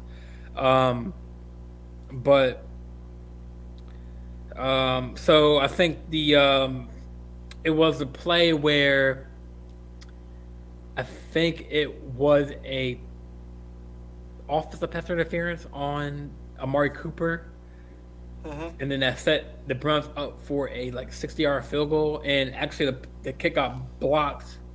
'Cause I thought it went wide left, which it did, but it went wide left because of the block. I don't know. I'm not sure who blocked. I think it was Stanley or one of the linemen. But like you said, these division games, even with the Bengals game when we won, the Browns game when we won, they're close and it's tricky, because obviously both teams they're in the same division. They want to get that W. And coming into the game, Lamar I think had a hip issue, and you can kind of tell in the game he kind of favoring that hip a little bit, but. In the press conference, I think today, he's kind of making a joke, they're how your hips, and he kind of shook his hips, he was make sure his hips are good in the press conference. Uh, but he had a hip injury coming into the. I think he was limited at practice for his hip. Um, I think Andrews had 0 touches again. Like they were covering. I think Lamar said they had a plan to cover Andrews because obviously every team knows that Amar or Andrews is our top receiver, basically top slash tight end. So they were double teaming Mark a lot. Okay, so the attempt was blocked by Malik Harrison, one of the linebackers. Brissett had 0 touchdowns on the night or on the day. He threw for like 258 yards, 0 interceptions, 0 touchdowns. Chubb has 91 yards, 16 carries, 1 touchdown. Kareem Hunt had 5 carries for 4 yards. Cooper had 3 receiving yards for 74, or three catches for 74 yards. So all across the board, not really an impressive outing outside of Chubb for rushing, and we kind of had the running backs on lock. I know Chubb had 91, but outside of that, not really much. But it was still a close game. By 3. A win's a win, but like you said, the score was not what I wanted it to be. I wanted it to be maybe about like a touchdown or 2. But like you said, these division games are tough, and they're it can go either or. But I think the favorite going to the game was the Ravens, and they pulled it out, and that's all that matters. Just look forward to the Buccaneers on Thursday night. So. Yeah. Dylan, got anything to add? Not really anything different outside of I feel like the Ravens need a little more production out of their receivers. Duvernay and Bateman both had 42 yards, but my biggest problem always with Ravens teams, at least of this Lamar Jackson era, is this team can run the football and they're going to kill you running the football. But when they go up against a team that knows how to stop that a little bit more, can kind of keep Lamar contained a little bit, that's where they struggle because they can't get plays out of the receiver. And usually that's where you get Mark Andrews involved, but they're doing a pretty good job at limiting him, which is, I think, is what's leaving the run game a lot more open for them, is because they're more worried about Mark Andrews as well. I feel like this is a good Ravens team. I feel like this is also a decent Browns team. I feel like I wouldn't put any blame on Jacoby Brissett. I feel like Browns have gotten screwed out of some games. I feel like I wouldn't say necessarily they should have won this game, but they did get that weird false start call that maybe shouldn't have been called. Yeah. Oh, that play where, to be honest, I thought we jumped. Wait, early. am I good now? Yeah, you're good now. Yeah. Yeah, he definitely jumped off sides. He jumped off sides. That was clever by Ravens because they pointed at their line, but yeah. I forgot about that play. And I feel like this is a defensive Browns team. I don't want to give any attention to Deshaun Watson by any means, but I feel like if he can play as he did with the Texans, I don't feel like this is a Browns team that really should be worried. I like the Amari Cooper addition. I feel like he's been I wouldn't say a star receiver or how he was with the Cowboys or the Raiders by me, but people were thinking he wasn't going to be good as all, and Jacoby Brissett's finding him fairly well. Yeah. Like you said, Jordan, that offensive pass interference on him was a big play. But imagine if that play stood, we might be talking about a different situation here. But I do agree that Brissett, he's kind of been the quarterback that we all thought. And he's played well some games. Other games he's been a little bit more on the average side. But I've always said, all he has to really do is keep them afloat until they can get to Deshaun Watson. Problem is they kind of let some games slip through their fingers early in the season, which they should have won. Then they'd be in a better situation now. And now it almost looks like by the time Watson's ready to go, they might be too far back to really make some noise. But going forward, I think they'll be a pretty good team because we all know Watson's talented, despite his off-the-field stuff and, how you feel about it. But on the field, he's a talented quarterback, and the Browns have pieces there that once he's there, he can make some things work. Cooper, Chubb, Peoples-Jones, Who's their tight end? It's I'm trying to think. No, David Njoku. There we go. They have Njoku Njoku, and Harrison yeah. Bryant. Yeah. So the pieces are there once he's there, and unfortunately, it'll probably be next year before we see like the real potential in this team. But I gotta give the Ravens credit for the win, of course. Lamar only threw the ball 16 times, so. But I mean, if the running game is working, stick with it. But that's kind of one of those areas where, I've never really picked the Ravens to like make it to the Super Bowl, only because once you get to the playoffs, Someone's going to game plan. Right, you're dealing with better teams that can strictly game plan for your running game and using containment on Lamar, keep him in the pocket, and then once that happens, it's going to be, can Lamar make enough plays with his arm to then win you games? And I'm still in wait and see mode with him with that, but I mean, he is, the best scrambling quarterback in the league, and once you get him in the open field, he's as dangerous as any running back, so, that's always going to be a threat there. But, the Ravens season won't really start until the postseason when we see them go up against top-tier teams, and then what can Harbaugh and Lamar do game plan-wise to win those type of games? Yeah, we got Deshaun Jackson. They said that in practice he was like Lamar said he looked like he was in year 23, like when he was younger. So I mean, I'm amazed to see like what he brings to our team with Well, I mean, Jackson should fit because he's a guy who can run short routes, get on the ball, and he can make plays with his legs. And I think those type of wide receivers will work with Lamar. And I mean, he's 35 years old, so we'll have to see how he holds up as the season goes on. But I think that's going to be a good addition to their offense for sure. He's 5'10". Maybe someone that's going to just get down the field. Like what's going to happen is he's going to catch like a random 80-yard bomb from Lamar Jackson one game, and then we're not going to hear about him, and then he's going to get cut. That's just the Deshaun Jackson story. He's going to get cut? Oh wow. No, I mean, because that's what happens. If you look at Deshaun Watson's history, he signs with these teams not for a full season. Like he's on like 2-3 teams a season, catches a deep shot, and that's it. Yeah.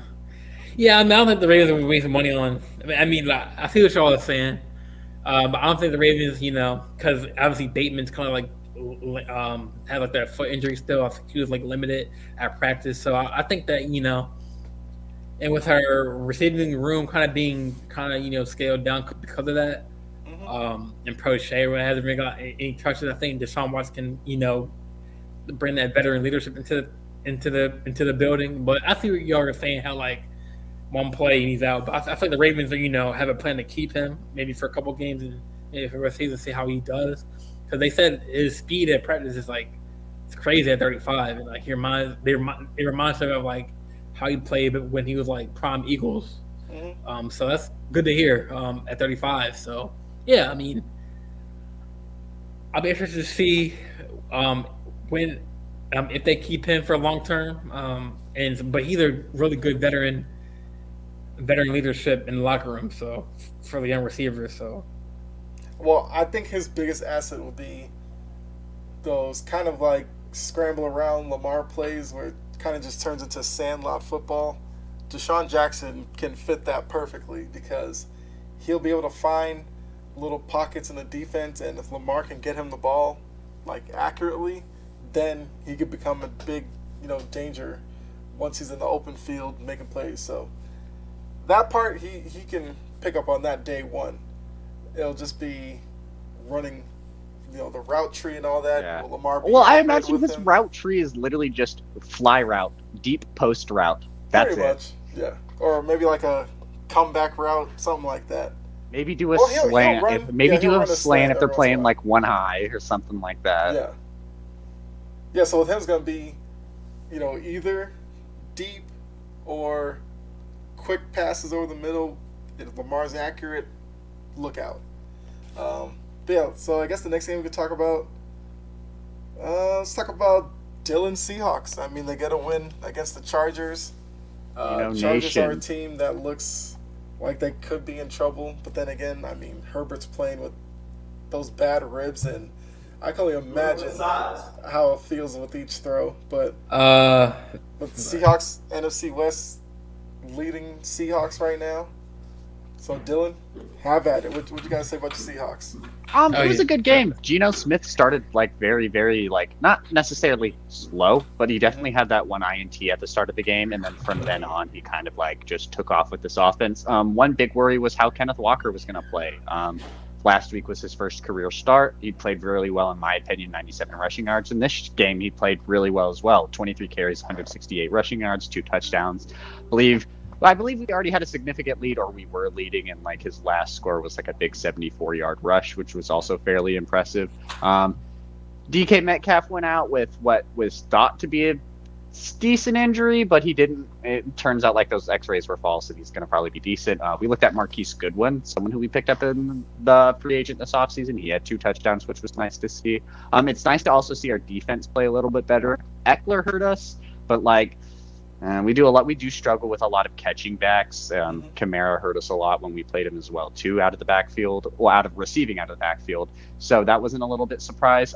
Again, it's just stuff that I mentioned our rookies are playing, and it's good to see. I mean, Geno has taken over this offense. The good thing about the Seahawks offense is their drives don't really end up in a lot of punts. That we don't have a lot more turnovers. I mean, this offense is a lot more, I would say, consistent when it comes to what we do. We don't do a lot of deep shots. We don't take a lot of deep plays, a lot of heaves. So we're a lot more balanced, and I feel like that fits Geno Smith. He's still one of the most accurate quarterbacks in the NFL right now. Finding his receivers, he's using his targets properly. Our defense is playing a little bit better, which is a good sign. I mean, if Geno can keep this offense going and our defense can progressively get better, rather that means we either make a trade for someone to get someone in there a lot better, or just over time they play a lot better, which they have been. I feel like at the start of the season we were this is one of the worst defenses, and slowly that's kind of not shifted to the best or anything, but it's not oh, the Seattle defense is horrid. You're not really talking about that as much anymore. So I'm excited. This Chargers team was good. I mean, Justin Herbert playing with the bad ribs isn't good. They just couldn't score on a lot of their chances. I didn't think they had a lot of receiving yards other than Eckler. I think Mike Williams had a lot, but he ended up getting injured. Keenan Allen was pretty ineffective. Gerald Everett had a decent game. It was just, I mean, they just not really looked great that game overall. There was a lot of 3 and outs, 4 and outs. Herbert also had a turnover as well. I'm pretty sure Ryan Neal got the interception. So it was a weird game for the Chargers, but as a Seahawks fan, I was rolling. I was excited. I was Kenneth Walker, 74-yard touchdown. Give me 7 more, and we can win the NFC West. Okay. Jordan, you got anything to add for that one? Oh, you're muted. Every time it happens. Like I said, I didn't really have much to say about that game because I didn't really watch it because it was an out of market game. But I mean, Geno Smith, doing his thing. I think Metcalf didn't he go down because he's on my fantasy. He went out, but it wasn't anything serious. He was just out for the game with, I believe it was just a decent ankle sprain. Yeah. So I mean, good running game, good passing game. Let me see what the final score was. The final score was 37-23. So, I mean, Seahawks did the things. Geno Smith had 210 yards in the air with he was only sacked 2 times. He had 2 touchdowns. He threw 1 pick. Chargers he had 293 yards, 2 touchdowns, 1 interception. Eckler had 9 carries for 31 yards. But the Seahawks had a better running game with Walker having 168 on the ground, 23 carries. So he was really Geno Smith was really feeding him the ball. So I mean, Geno Smith is doing his thing, and they got the W. So. Like Dylan said, not many people expected them to be first place in that division, and they got it right now. So, They're We got doing the good Giants things. next week though, so I mean, as a Seahawks fan, Yes. like Ooh. I'm So you staying away. I'm staying away from picking the Seahawks ever since I picked the Seahawks after week 1. After we upset the Broncos, like anytime I've picked them on our shows, we've lost. So I just avoid picking them. And I'm not picking them this week. But we have the Giants this week, and like, man, I mean, I hope we win. Like, I hope we win this because like if we can beat the 6-1 Giants and become like 5-3. Like, people are gonna be talking about the Seahawks now, and that's always good. I don't like scrolling through stuff and everyone's talking bad about my team. It's never good. are y'all who's home in that game? I believe it's the Giants. We just played away, so it'd be weird if it was us back to back. Because it's funny because I got a couple of Giants fans in my school that are high key on Daniel Jones. I feel like Daniel Jones should get a bag. I feel like they should pay not a bag. Oh, it's at Seattle. Okay, so that's what I thought. I thought it would be weird. I feel like Daniel Jones should be the guy there. Not like pay him a lot per se, but I mean like he's 6-1. He just had 200 passing yards and 100 rushing yards. 6-1. You didn't, and the funny thing about it, they didn't even extend his option. Yeah, those Giant Like, fans are only now they're doing going to that have to pay him. because they're winning this year. A lot of those Giants fans wanted Daniel Jones gone 2 years Oh, ago. exactly. So That's my point. Like every Giants fan, I was like, "Oh, we need to." Boy, they got. I mean, I do like Dobble, but yeah, like Kai, you're right. Like I don't understand these Giants fans. It's like, oh, y'all 6-1. Okay, props. You almost lost actually Sunday because actually Jaguars didn't have any timeouts and they almost caught it at the goal line. that was a great finish, I will say. So yeah, it was a great finish, and so many flags on the Giants side, like on the defensive side, like to get them to that point, to that first and goal, second and goal. But yeah, kind of like you're right. Like these Giants fans, they're only saying they're so cocky because they're having a winning season. I mean, they weren't saying that they're like 3-17 last year. But I will say people miss Barkley. Barkley hasn't really had a full load of a season like he has this year. So maybe the pieces weren't there at the time because Barkley was out, but now Barkley's back. He's carrying a lot of the load. And then they got some good pickups in the draft. They got Kayvon Thibodeau. I think I'm thinking his name wrong. No, you're right. It's Thibodeau. Yeah, it's Thibodeau. You're right. Oh, so Kayvon Thibodeau. He's nice. I think Neal's hurt though. That's a big piece. Yeah, he got injured that game. So I think he's out not for the year, but close to it, I believe. Because he got carted off. Injury report is. I haven't seen what the actual injury report is, but if an O lineman's probably getting carted off, he's probably going to be at least out 4 to 6 weeks minimum would be my guess. Yeah, so, he's a rookie, so they could just deactivate him. Who knows? Some teams like just if their rookies get like a decent injury, they just like keeping them healthy and just sitting them out. Yeah, but I mean, y'all since it's in Seattle, y'all show win, but it's gonna be awesome to see that battle between Walker and not Dobbins, Walker and Barkley. Yeah. Yep. Okay. Here, I'm gonna go get a water and then I'm gonna mute my mic and then I'm gonna be right back. Yeah. So I think another game we could talk about, Chiefs Niners, and I only really want to talk about it because of the whole McCaffrey, addition. The Chiefs did win the game, but it was McCaffrey's, first game. He'd only been there, a couple of days. Yeah. So I am interested to see what McCaffrey does to their offense, and is McCaffrey the piece that puts them over the top in that division and helps them win it? Because that division is wide open, much like most of the divisions in the NFL right now.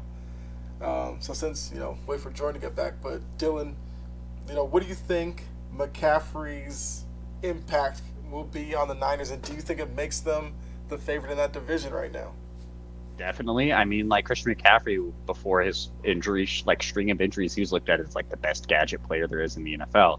And then after that happened, Deebo Samuel kind of like emerged as one of the best gadget players in the NFL, especially with his rushing. So you're telling me you have two of the best gadget players in the NFL on the same team, and like Man, I wish Trey Lance was healthy because, like, I feel like this would be a lot more craftier offense, and I feel like it will in time to come because I don't think Jimmy G's played decent, but again, this team is 3-4.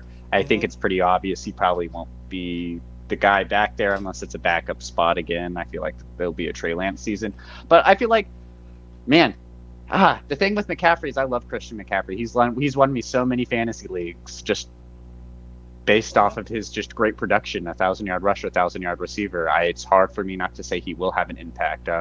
That only thing with me is like the 49ers have had a massive string of running back injuries.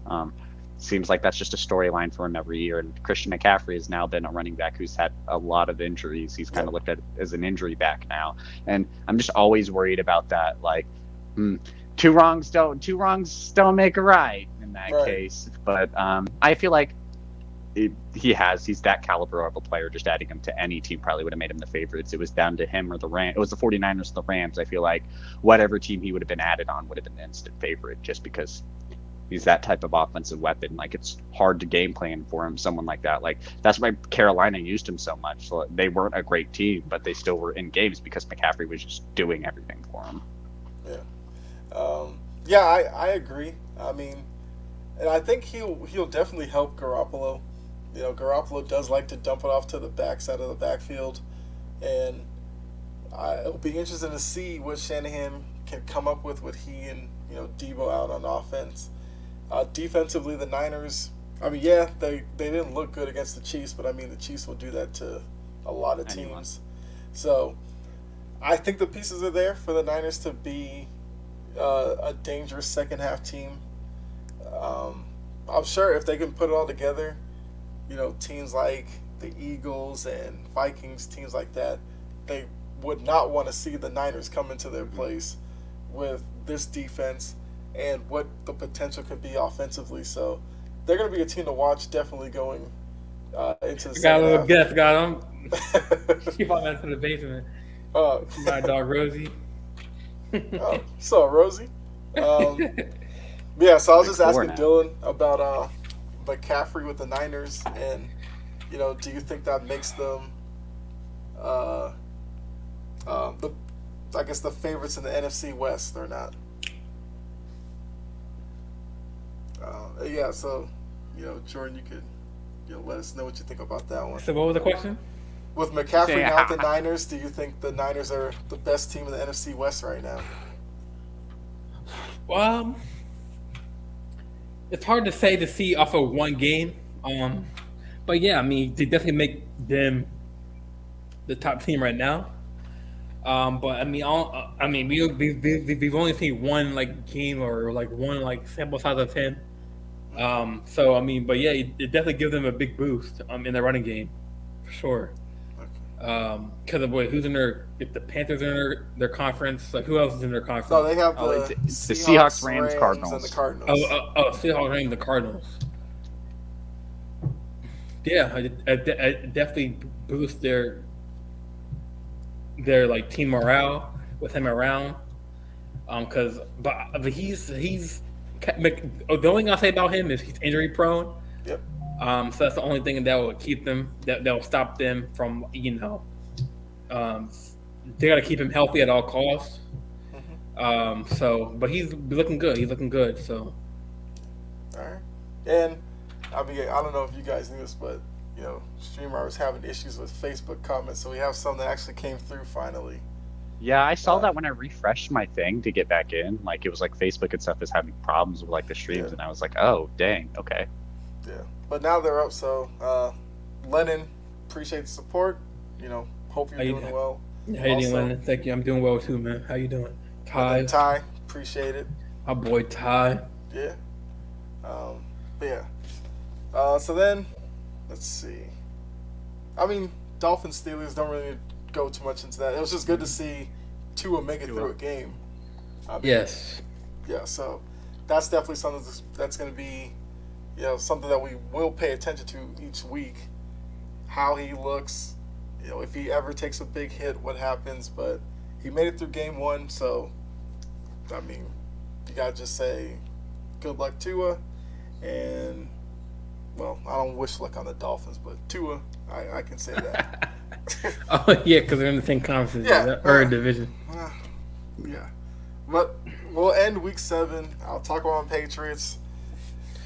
All right, so This was your lock too, so very simple for me. Justin Fields literally played the best game I've seen him play with the Bears. And I noticed that he kind of made a change where when he dropped back, if nothing was available, he just took off. I think what hurt him early in the season and kind of at points last season was he would dance around in the pocket, and then that's where he got in trouble. Well, last night he didn't do much of that. Like, he dropped back, he saw openings, took off, and yeah, it's kind of what we've been talking about before, where Matt Nagy tried to make him a pocket guy, but that's not utilizing Justin Fields to his best ability, because what we saw last night was that's Justin Fields. That's Ohio State Justin Fields.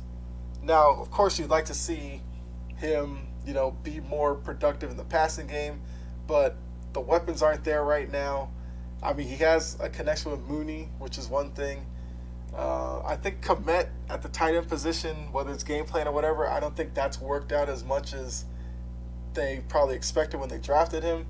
But yeah, I mean, Fields looked great.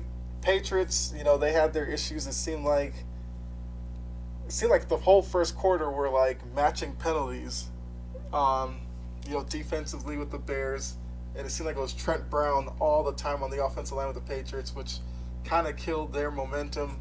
But as the game went on, the Bears had so many plays on offense that I think the Patriots defense was kind of getting gassed out there. And now with the questions at the quarterback position, I know last week I said there wasn't a controversy. I think you can kind of start having that conversation. But then I also think Mac Jones might have come back too soon because he saw the success Zappe was having and probably felt the pressure on himself to come back and play. He just didn't look right last night. And, he didn't make that mistake on the interception, but that was also a really good play by Brisker with the one-handed pick. So yeah, I didn't see that. I watched the game, but I didn't see that pick per se. And when they were showing a recap of the highlights, I was like, oh, okay. I mean, Is that really a Mac Jones 100% fault? That was just impressive. Right. I mean, Brisker came out of almost nowhere, and it was going to be a perfect pass to Jonnu Smith, but Brisker just undercut it and one-handed it. So I can't put that all on Mac. Yeah, it's a dangerous throw, but I mean, I could see why he made the throw. So I'm still a Mac fan. I do think he probably should be the starter next week, but I mean, I get it if Patriot fans want Zappe to be the guy. There's just something about when he comes out on the field, he just brings a type of energy with him and confidence with him that maybe Mac doesn't have right now because he's missed a couple of weeks. But yeah, that's all I'll really attribute last night to. So I mean, you guys can jump in here if you. Yeah, I feel like, man, if you're Mac Jones, that's gotta suck a little bit knowing that you're just injured for a little bit. Because let's say Mac Jones wasn't even that bad last year, and of course the Patriots had their struggles at the start of this year. He was still a first round pick, and just being injured for a little bit and just knowing wow, my spot could potentially just be gone like that to a dude they drafted in the 4th round has to be a little bit worrisome. This had to have been the worst. Outside of being injured, this is the worst thing that probably could have happened to him while he was injured. That someone played well. Now you have a quarterback controversy. Now I feel like Mac should start as well. I feel like Zappe, he started off hot. I feel like they kind of had that energy in him, and then Chicago kind of settled down and was we can still play good defense. They ended up still making great plays. Man, Matt, I mean, didn't Belichick come out and say that they were going to play Mac again, but the score was just 2 out of hand or something like that? Yeah. I say they're gonna have to go with Mac. I feel like, I don't know, you saw a little bit more to Zappe than you probably would have liked. especially against this Bears defense. Like, if they were going up against someone like the Bills or someone like that, and he just had that bad of a performance, you could probably throw that water under the bridge. But now when it's someone like the Bears, you think a little bit like maybe he just had like a little bit of a hot streak or something like that. Nothing, or he could have just had a bad game. But I feel like going Mac Jones forward should be better. But I mean, I liked Zappy. I mean, he seemed like he had good connections with the receivers. It seemed like Devontae Parker and Jacoby Myers were like a lot more in that offense. I don't know. It's mainly because he's thrown the ball multiple times, thousands of times. Like they wouldn't stop mentioning how many times he did in college on the game. But I feel like that's just because that's what he's used to. Yeah. All right, Jordan, you got anything? I had to say, like, watching the game, just not some of the players. Like, the game, I don't know if it was like the fog or like, I don't know. It looked like it was like black and white. The game, like it was like, I guess it was like misty. I guess I don't know if y'all saw like the. Mm-hmm. I mean, it was. I know it was a colored game, but like it felt kind of like weird, like watching it because I guess like it was like the fog or whatever. It was raining and misty, so kind of looked like a dull game, with color. That's what I saw with the presentation. No, I get it. And plus, when the Patriots score the whole, they have what do they call Minutemen that shoot the musket thing, so that kind of adds to the fog and all that. So I get what you're saying. Yeah. Yeah. So. But I guess the question is who's gonna be? Is it gonna be Zapp or gonna be Mac Jones? I mean, they gotta make a decision. I mean, I know Mac Jones went down. It has to be. It has to be Jones. Yeah. I feel like you didn't. Oh yeah, it has to be Jones. Consistent. Yeah. I feel like he played. How many games did he play before injury? I said Zappy was 2-0 as a starter. So what's that like? I guess 3 games necessarily, because Zappy probably came in during that time. So 3 games, 2.5 games he was out ish. Yeah, Zappy's first game was. So what happened? I think did he start and then he just kind of played bad and then Zapp came in? Because I kind of fell asleep. He hurt himself. Oh, he fell asleep. I mean, I'm sorry. I fell asleep. I fell asleep. Matt got injured. Okay. If you're talking about the game, Mac played bad, and that's why he came in. But if you're talking about why Zappy came in general. Yeah. That's what I thought. Yeah, Mac played bad, and then he came in for his replacement. Yeah, and then I mean, I know I saw that one run where Fields was, and like I said, Kyle, like we see how Fields can play when they use him right. You know what I'm saying? And like that one play where I think it was in the third or fourth quarter where he hiked the ball, and he almost got sacked, but he ran it for the first down. See, that's where I see the Bears kind of striving, like letting Fields play, even though he wasn't getting chased for his life, and it could have been for negative yards, but if the OC, the offensive coordinator, can let Fields play like himself and play to the abilities, things can happen. And I mean, I know the Patriots had like a QB carousel Monday Night Football with Mac Jones playing poorly and then Zapp coming in, but I mean the Bears took it to an advantage, and to the best of their ability, and they came out on top. But I know I had to say something in the group chat. I was like, "Yo, what happened to your Patriots, Kyle? Like, yeah, that's your lock, man." Yeah, I mean, but like I said, my upset pick's been my upset pick was my lock of the week was the Bucks Panthers. So I mean, I really can't say anything. Yeah. So I think that's a good place to start with week 8. Let's go ahead with our picks. So we always got to start with Thursday Night Football. You have the Ravens going down to Tampa Bay to face the Bucks, and the Ravens are actually a 1.5-point favorite in this one. Yeah, I just saw that. Yeah. So how do you guys see this one going? So what's your pick for this game? Start with Jordan since your team is involved. Yeah. I mean, it's gonna be tough because it's in Tampa Bay. I would say I'll be more an advantage if it was like an MC Bank, but they are 1.5-point favorites. The Ravens. I see that. I mean, if Lamar can be Lamar, and I mean they can take advantage, if the defense can take advantage of that O line of the Buccaneers and really get into Tom Brady's head and get to him. I mean, I know their first matchup. I think Lamar is. I think he's 1-0 against Tom Brady because I know they only played against each other when he was on the Patriots. When I think they were at our house. I think last 2 years ago, and That sounds. that's when about Brady right. gave like Lamar his props, like when they met up and Yeah, stuff. yeah, Um, yeah. I don't so, think they met after that one. So yeah. So this is the first game in a Buccaneers uniform for Tom Brady. So yeah, it's gonna be a good game. I mean, I think I have the rate. I mean, if just because of the way the Buccaneers are playing, um, in their O line, I feel like. I mean, even though our O line is kind of like, I think Stanley was on. He was out some plays here and there last game. So I know our O line is kind of like iffy too sometimes, but Buccaneers, they're just like depleted their O line. So I give the edge to the Ravens because of that, because of the O line, and if JPP can get to the quarterback in Odafe, and Justin Houston's back too. He had that big forced fumble, and then Odafe had the pickup against the Browns.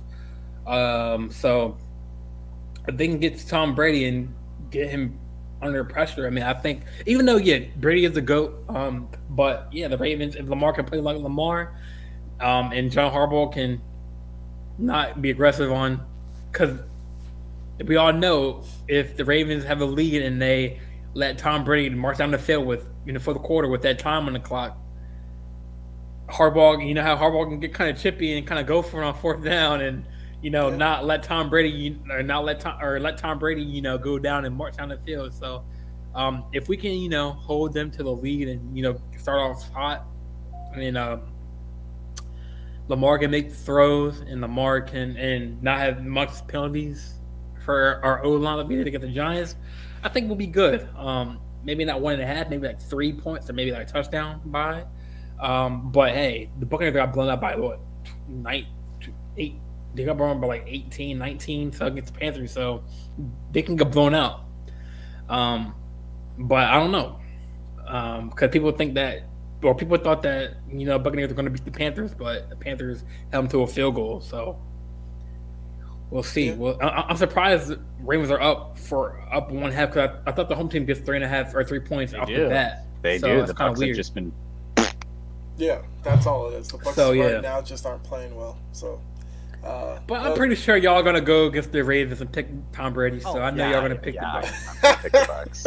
Well, I'm picking the Bucks just because, like, man, out of any week, it would be like Tom Brady to beat like the Ravens or someone after losing to the Panthers, like beating a pretty good team after losing to a team he probably shouldn't. So I'm going with the Buccaneers just because it's a shorter week. I don't know. I mean, I don't know. This is my last hope chance for the Bucks. I'm picking them. If they just mess up, I'm just not going to pick them again. Like, I'm just going to stay away from Brady, like I stay away from the Seahawks when it comes to picking. But I'm going the Bucks on that one. okay. I feel like Mike Evans is I feel like this offense might be getting a little gear. Tom Brady might have thrown a couple tablets at him, told them to catch footballs. Who knows? Maybe thrown them tablets. Who knows? Yeah. I'm actually torn between this one because I was too. I could see a world where Brady and the Bucks figure it out on a short week. They shore up the offensive line, and Brady has one of those classic Brady games.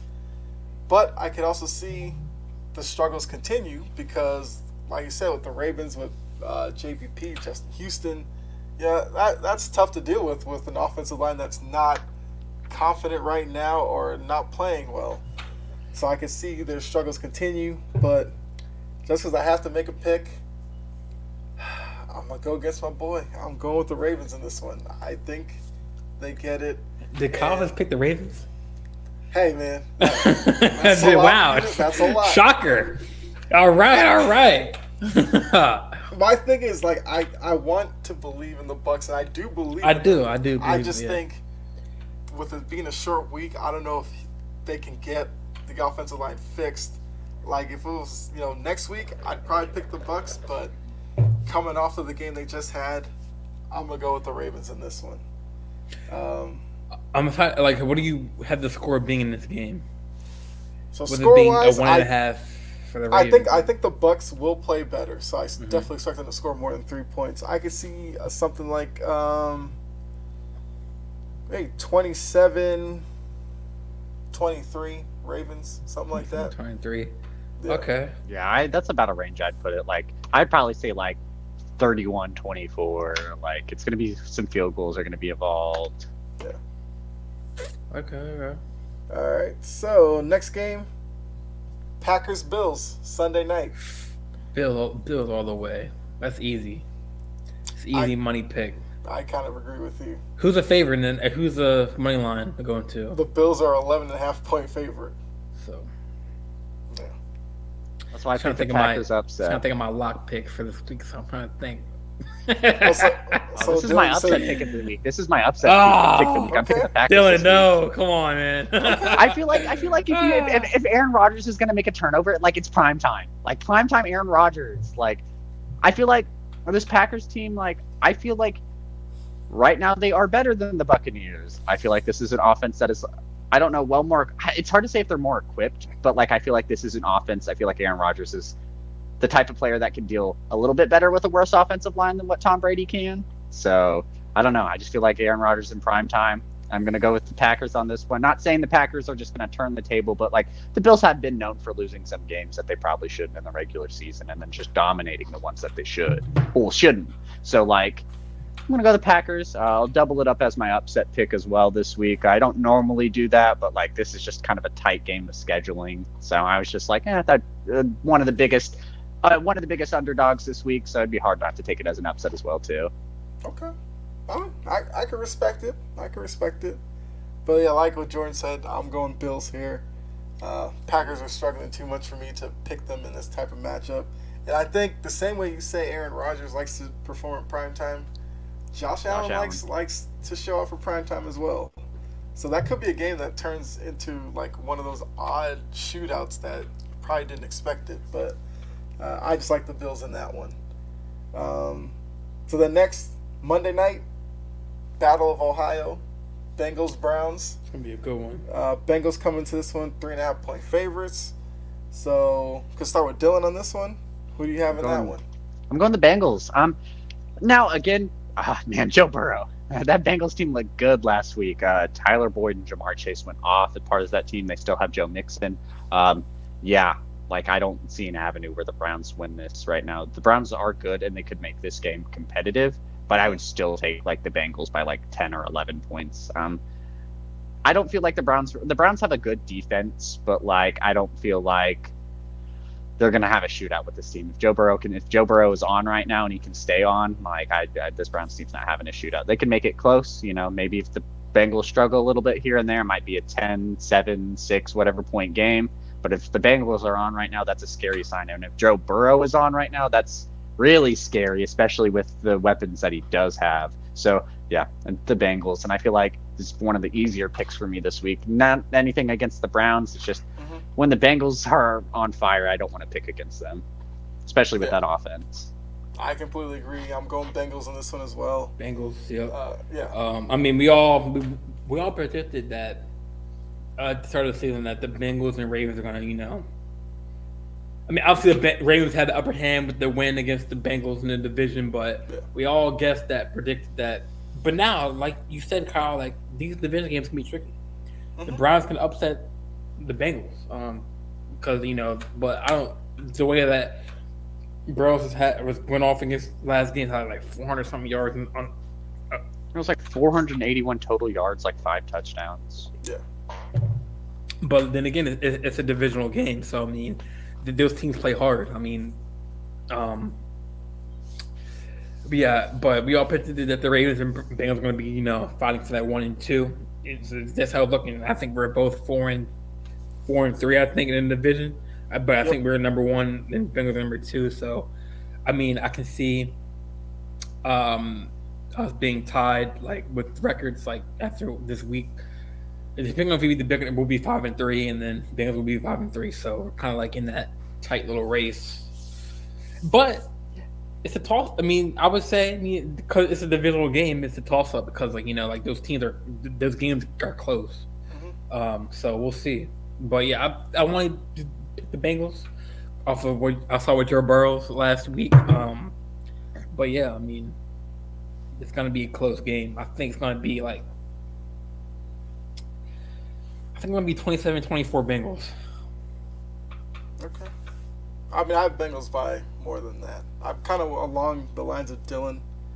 I mean, I think the Bengals win this one probably by at least 10. I just think the firepower that they have and the way the offense is clicking right now, the Browns aren't equipped to get into high-scoring games, and the Bengals are going to put up points. So I just think they'll walk through this one pretty easily. Yeah. Their wide receiver depth is just so much. Like, you really had Tyler Boyd, who's like, on paper, who would arguably be a really good number 2, maybe like a weaker one if he was like open on a free agency market and a team needed like a wide receiver badly. He just went crazy and he's their wide receiver 3. And that's just like the whole dangerous thing about the Bengals. It's like they have 3 top tier receivers that you never know who's going to go off between Higgins, Chase, and Boyd. And like, I was stupid. I benched Boyd this week. I was like, he hasn't been looking good, and went crazy. So yeah. Man, this Bengals team's scary. I mean, like, I never want to pick against their offense or anything like that, but Okay. So now, upsets and locks. Dylan, you already told us that the Packers are your upset this week. So who's your lock for the week? pretty simple lock. The Dolphins. They're playing the Lions. Another game for Tua to kind of get back into this offense. Lions were one of those top offensive teams, and now they've kind of struggled with offense, and they haven't looked super great as of late. I feel like this is probably going to be a team that might end up with that first overall pick. Might be time to ship Jared Goff out of there. Maybe he might be the next running QB for the Colts. Who knows? I don't know. The Dolphins in this one. The Lions just haven't looked great. They have great pieces, which sucks. I can't wait for them to get a quarterback there because that Lions offensive line is great. Having DeAndre Swift there is great. I think Amon-Ra St. Brown is a great receiver. Jamison Williams is, I guess, Dan Campbell said he's going to play. He's going to play this season, so that's a plus as well.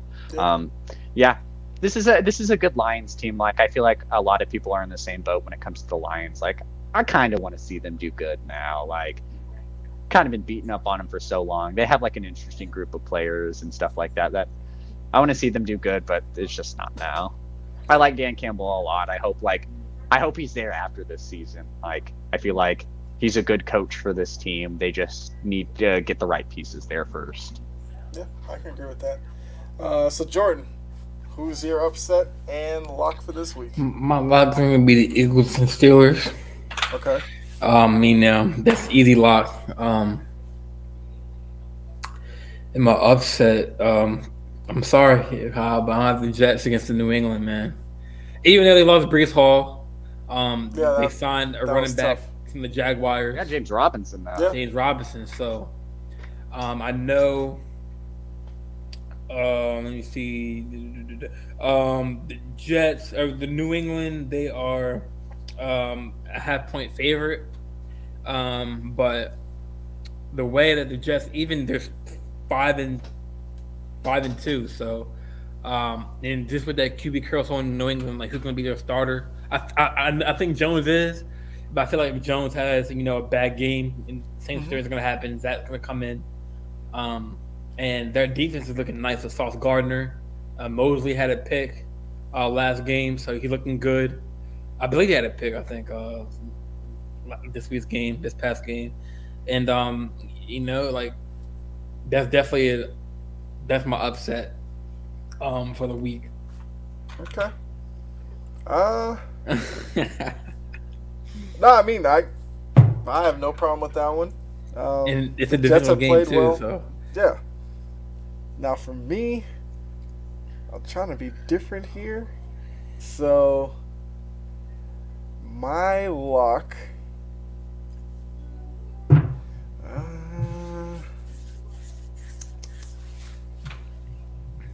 I'm gonna go.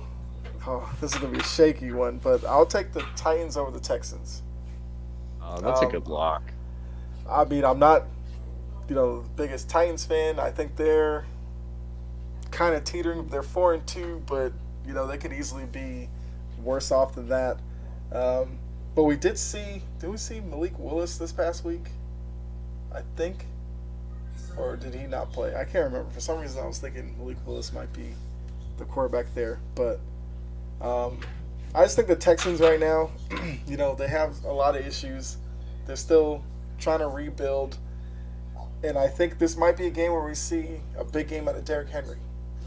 So, I'll go with the Titans as my lock. Upset. I got a sneaky suspicion the Commanders might upset the Colts. We saw the Colts have benched Matt Ryan. He's basically done for the year. Sam Ehlinger season. Yeah, Sam Ehlinger, which, I'll be interested to see, given the chance, how he can perform there. But I think for his first game, might be a little rough to start with. And, that Commanders win over the Packers, I think did a lot for them. Scary Terry, who might be one of the most underrated wide receivers in the league, but, I just love watching him play. They got Curtis Samuel a little bit more involved. Brian Robinson's a great story in the backfield. So I think the Commanders get it done and beat a Colts team that right now I think is going through a little bit of a transition mid-year, which can be tough on some teams. And some questions about Frank Reich's job. So he might start coaching a little bit more desperate, but I think the Commanders get that one. Do they miss Matt Ryan because is he hurt or something, or does he miss him because he's? Well, they say he has a grade 2 shoulder sprain or something, but I think a lot of this is just spurred on by Reich. His performance And Reich, I think, getting some pressure from the front office to kind of turn it around. So I think that those two combined led to Matt Ryan being benched. But yeah, I'm going with the Commanders as an upset. Okay. All right, so that's the picks for Week 8, and now it's final thoughts. So, you guys have anything that you want to add to the show? Or? I don't know if you wanted to talk about the UFC for a little bit, or say that for another show, Dylan, or Yeah, I was gonna leave this, to you guys if you wanted to do a quick little thing about. Kind of frozen, I think, though. Yeah. Hello, Dylan. Hello, my brother. Yeah, he's in here twice, which is kind of weird. Oh, there I am. I was about to literally text in the chat backstage again. Okay. Yeah, okay. I refreshed it because the audio sounded choppy, and I was freezing, and I was like, uh-oh, I don't know if someone's gonna ask me a question again. So I refreshed it, but I exited out of that one, so I don't know why I kept that one there. Yeah. But I was gonna say if you want to talk about UFC or say that for if you want to take a couple minutes for the UFC. Yeah. So basically, just Crazy with UFC recap. card. UFC 280 was this weekend, headlined by Islam Makhachev versus Charles Oliveira. It was a really good event. A lot of other different matches. I think your audio might have gone out again. Am I good? I keep off and on freezing. I think it's just the time. If more people coming home around my apartment complex. But Okay. like I was saying, it was a great event. A lot of great fights on there. A lot more than I expected. Islam Makhachev submitted Charles Oliveira in the second round to arm triangle. Now on a 12-fight win streak, the new light heavyweight champ. It was kind of vacant before due to Oliveira's weight miss. Really, it was not really even a matchup to begin with. Makhachev wiped the floor with him on the feet and on the ground, which on the feet was a little bit more surprising. Rocked him with big shots. Oliveira wasn't really effective on the ground as well. It was a great match. It was surprising that it ended as fast as it did, but I expected if the match was how that match was gonna go, it was gonna be Oliveira was gonna get him out there fast, or Islam was just gonna beat him up for 5 rounds. But he ended up submitting him in the second. Looks like what's next up for him is he's going to be taking on Alexander Volkanovski, who is also the featherweight champ, and also the pound for pound #1 fighter as well. Looks like they're going to be fighting in Perth for Volkanovski's chance for be double champ, which I'm excited for.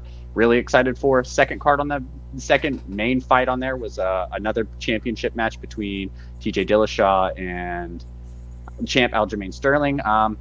That was just a bad fight to up and down. Dillashaw popped his shoulder out That was on the first that was takedown, basically. nasty. It turns out after the fight, he said like that was something that was happening all throughout like his training camps and stuff like that. Just not a good look. He ended up apologizing, saying like, again, it was something that's been happening. He just didn't want to lose on his opportunity. The fight wasn't really anything besides Aljamain Sterling. He took him down. He kind of struck with him. It wasn't anything really eventful. The third fight, which was, I honestly think, one of the most hyped fights of the card, was Sean O'Malley versus Peter Yan. Sean O'Malley has all that hype around him. He's the big Dana White Contender Series. He has all this social media hype around him. And basically, this is his first real test. His first, what would have been ranked matchup, ended up with being a no contest due to an eye poke. Scratched the dude's cornea, so that ended up just being a no contest. So there was a lot of hype into this fight because this was his biggest test, the number one contender, and he looked good. It's very controversial. Some people thought he should have lost. I scored it for O'Malley. A lot of people scored it for Yan, but I can see both sides of the spectrum.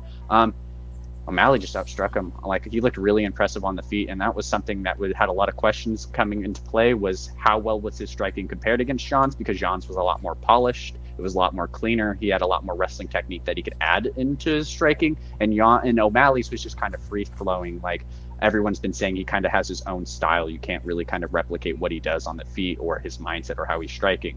It was a great fight. O'Malley won by split decision, so it was 2-1 on the scorecards. After, he didn't seem too confident that he won. When you listen to his post-fight conference, he was like, yeah, kind of had to dig somewhere deep, but he should be the favorite for the number one contender spot, but I'm not sure if that's going to happen. He didn't seem too confident, and I feel like he might need to take another tune-up fight before he might be ready for that belt opportunity. Overall, that was really great. The bantamweight division looks like it's going to be on the up and up, especially with someone like Henry Cejudo returning as well. He's also been rumored to take on Aljamain Sterling next for the championship over Sean O'Malley, which is something I'd probably favor. I would still like to wait for O'Malley to get one more fight under his belt until I'm ready to see him take that championship on. Some other great fights on the lower half. You had a pretty big welterweight matchup on like the undercard between Bilal Muhammad and Sean Brady. Sean Brady undefeated, fighting, I believe it was 5'8" when it came to the rankings. It's a great fight. Muhammad, who is known to be a fairly dominant wrestler, trains with Khabib's camp, outstruck Brady.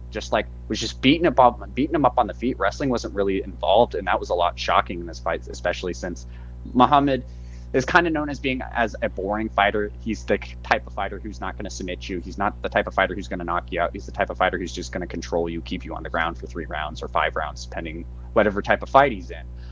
Knocked him out on the feet. He knocked out a dude who was touted to have better striking than him in Sean Brady. I would say it might have been a little bit of an early stoppage, but it's not anything I would complain about. I think Bilal Muhammad was going to win that fight just regardless. He looked a lot better.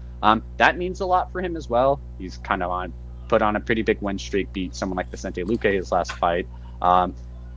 Kind of in a weird situation. The welterweight championship's going to have a trilogy, so he's not looking for a championship opportunity, I think, anytime soon. A matchup I think would be good for him is someone like probably Gilbert Burns, who doesn't have a fight, but other than that, he's fought down a lot of times, and he claims he only wants to fight up, and I don't feel like he'll get anyone above him not named Gilbert Burns, because I think everyone else will be scheduled for fights.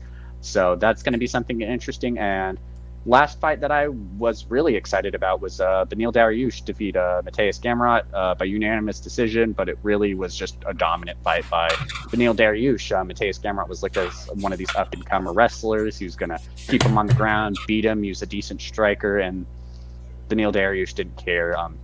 Hit him with some loud shots and just beat him up on the feet, which he's the type of dude who's not scared of any of these type of matchups. He was someone who was scheduled to fight Islam multiple times, and those got canceled. So he's also someone that's kind of in a weird situation. He's someone I think who should probably fight for the belt maybe next, but now since Islam is going to be fighting Volkanovski for that champ matchup, that's something that's going to be pushed off for a little bit, especially since that matchup's going to be around February-ish. It's kind of weird. It was a good event. It was like one of the most hype events I was excited for. these Abu Dhabi cards are always loaded because they pay lots of money to get them over there. You have ranked fighters fighting on your prelim cards, which is something that just like never happens unless they're ranked like 15 and they're fighting a nobody. You're having 5 versus 8 on prelims. It was exciting. This Saturday, we're going back to normal UFC scheduling. They kind of took a little bit of break into the lead up to this Abu Dhabi event. So next week, it's going to be a great, I believe it's featherweight matchups between Arnold Allen and Calvin Kattar, 2 of my favorite just fighters, period. They're just go out there and they just swing. They just swing. They just want blood. They want action. So that's going to be a great matchup. And the next big pay-per-view we have will be UFC 281 in Madison Square Garden, where Israel Adesanya will defend his belt against Alex Pereira for his first time in MMA, but they've had a history in kickboxing, and he's lost twice, actually. So excited. UFC's kind of getting back into the swing of things.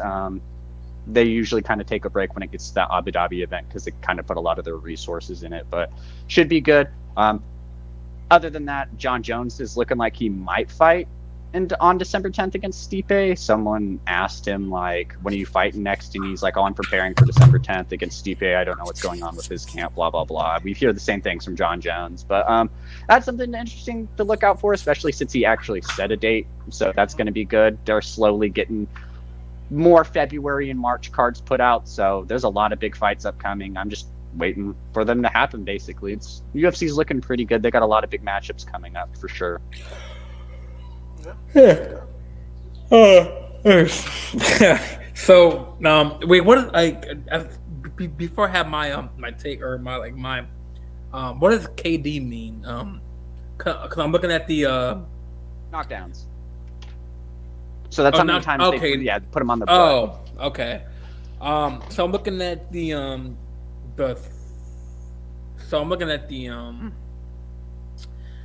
stats. So Beneil Dariush, he had 1 knockdown. That was a crazy knockdown, though. He hit him and like the whole, like it just popped. Like I have the video saved on my phone. Like I'll send it to the group chat. But like he popped him hard. It was a loud shot. Literally, the whole crowd just went like, "Ooh." Yeah, I mean, like you said, Dylan, you said it perfectly. Dariush, like, other than the controlling time, because he had 34 seconds of control time compared to Gamrot, 2 minutes and 7 seconds on the ground for control. But other than that, Dariush controlled the fight. 6-7 total strikes compared to his 38. 59 signature strikes. That means that like strikes that really hurt the other opponent. 59 to his 33. 35 shots to the head compared to 22 shots. 15 to the body. And I mean, when I say body shots, I mean I never got hit in the stomach, but like body shots. Those front kicks hurt. Yeah.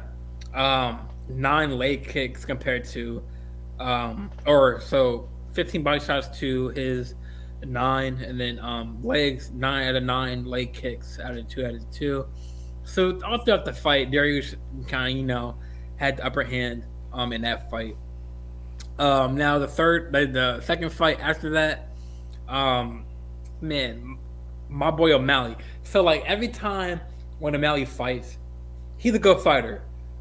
His issue that I have with him is that I'm not gonna say he gets too cocky, but like say he stuns somebody, right? He gets him with a good shot to the head. He doesn't like attack. He doesn't finish the fight. He kind of has like a small kill trigger. I'll agree with that. He threw a couple punches and threw a couple knees that like rocked Jan hard. But with that being said, Jan has some great counter striking. Like sometimes he would throw a punch that would rock Jan, and then Jan would just throw one right away and it would rock O'Malley. So yeah, he threw that knee that cut him well, and I thought he should have maybe moved in a little bit more, especially. He hit him good and he was bleeding. He should have kept going. I'll agree with that. Man, but you got to worry with someone like Jan. You can't rush in with someone like him. He's a great wrestler. Right. No one had any submissions. I'm looking at the stats. The only areas that Jan kind of dominated was, well, not really dominated, but Jan had 97 total strikes to O'Malley is 91, which is like 6 more than than than Jan. Signature strikes now. O'Malley had more signature strikes with 84. Signature strikes to Jan's 58. To the head, O'Malley had 53 total shots to the head compared to Jan's 24. Now the body shots. I mean, Jan has 7 more shots.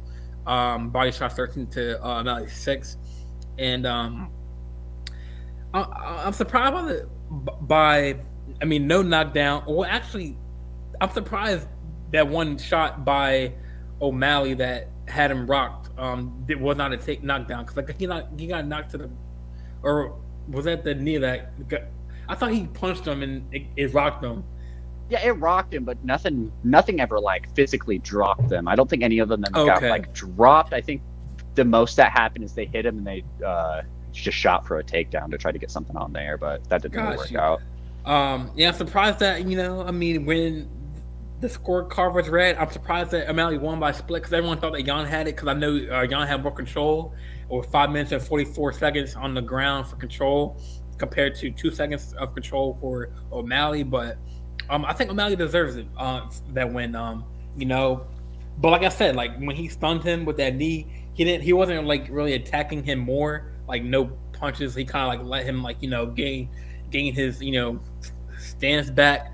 But yeah, I mean, the question is like, where does this go?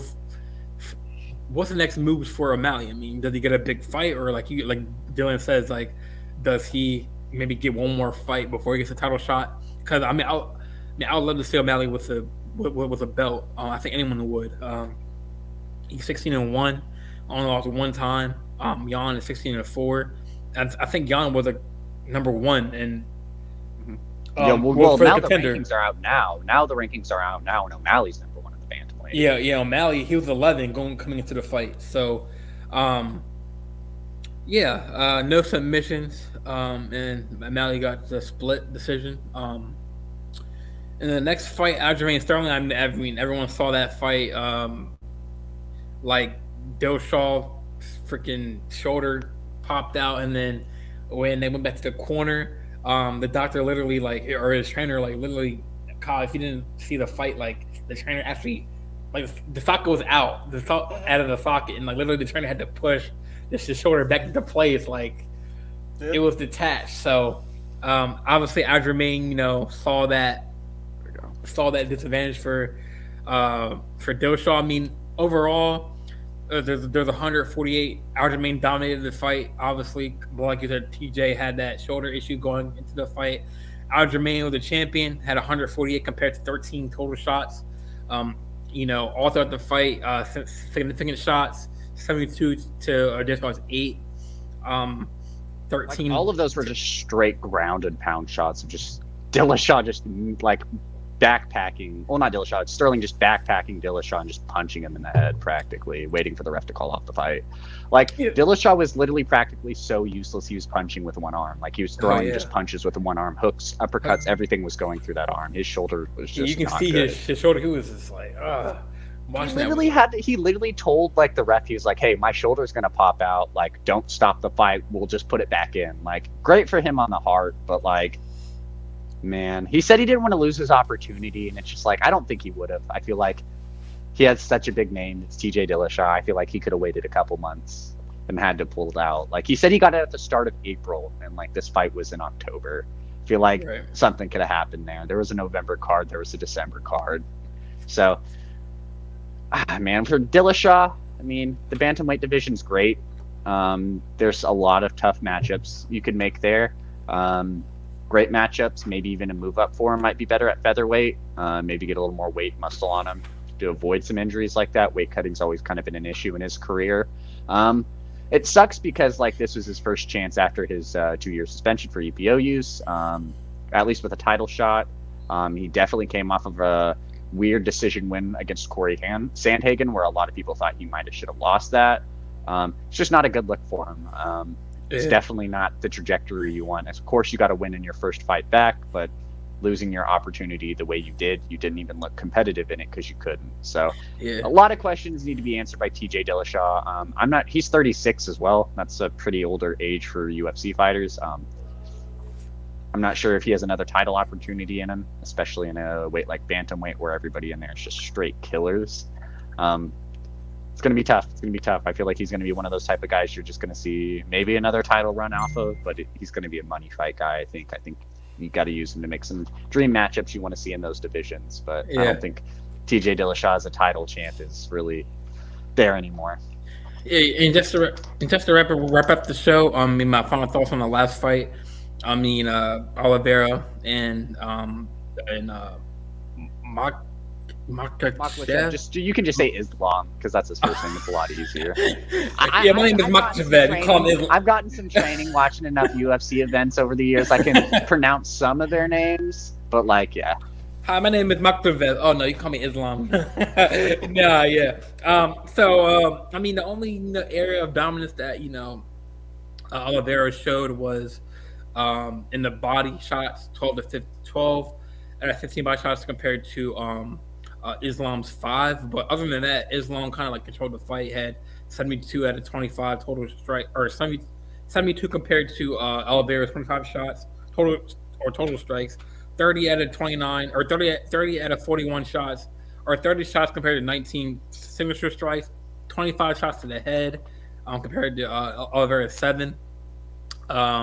Like I said, Oliveira dominated in the body compared to Islam's 5. No really leg shots in this fight. I know Oliveira tried to attempt 1, but he was 0 for 1, and Islam had 0 leg shots. Now the control time was favored in Islam with 5 minutes and 5 seconds in the total control compared to Oliveira's 42 seconds. And obviously on the ground, he showed that Islam showed that wrestling and submitted him for the win and took the belt. Now, I don't know if you saw Dylan, after the fight, I think it was Khabib's camp, and it was kind of off camera though, but they had Khabib and Hamzat's camp got into it. They ended up making up. I think I saw a picture of them just at dinner together, so I think they made up. I don't know. It's Russians, man. Who knows what goes on with them and their camps? They're all weird. But overall it was a good fight. Like you said, that 281 gonna be in New York. Israeli Adesanya, he's the champion. It's gonna be a good fight. And 280 was, even though it was an awkward card because of the timing, it was in Abu Dhabi. It wasn't, that usual 12 o'clock Eastern, 10 o'clock start time for pay-per-view. Usually it's in Vegas. It's kind of weird to watch it, UFC fight midday, but I don't like having to get up at 8:30 in the morning to watch UFC fight. Yeah, it's like watching the really freaking London games for football. Yeah, I get that. Which we have to do next week because Jacksonville plays in London too. Yeah. But overall it was a good card. 280. Now 281 is gonna happen in a couple in November. It'll happen a month. There'll be some fight night cards in the meantime. We'll get some matchups. We'll get some decent cards throughout the week. Like I said, Kattar versus Allen's a 5-6 in the featherweight division. Both of those guys are really great top prospects. So that should be a great fight. Yeah. So overall, good card, good matches. I didn't get to see the undercards because this fight, other than the Mohammed one, was the last one before the main card. Other than that, not really fights that were appealing to me. Some of the other good fights on the undercard, there was a ranked heavyweight matchup, Volkan Oezdemir and Nikita Krylov. Krylov won by unanimous decision. That was a pretty good fight. And then not really much ranked matchups. You had some younger guys. Muhammad Mokaev, he's a really, really young, great flyweight prospect. He struggled in his fight. He's undefeated. He didn't almost lose. He got a last-second submission, but he showed a lot of not too great signs, especially for being a prospect. And he had some other ranked, some young stars just fighting. They also had some Russian people fight because that's kind of close to their territory, so it's kind of like a home field advantage. You try to do that. When they try to go to London, they get a lot of people from the UK on their cards. Right. When they go to Abu Dhabi, they try to get a lot of Russians on their cards. Right. So yeah, they were kind of boring. Kyle, I don't know if you watch UFC. No, I'm, Like I'm that? actually Oh yeah. I'm a UFC fan. Okay. I think I've fallen off a little bit, but I'm Yeah. definitely wanting to get back into it. Yeah, I'm a big fan of UFC. So all Yeah. this was. Do you have any thoughts on Carter? Not? Did you watch any of the fights? Or I didn't watch any of it. That's why I was like, I'll let you two run with this one. But like I said, Yeah. I'm definitely gonna get more into UFC again. Yeah, we and- definitely gotta add that to our repertoire for our Yeah. show.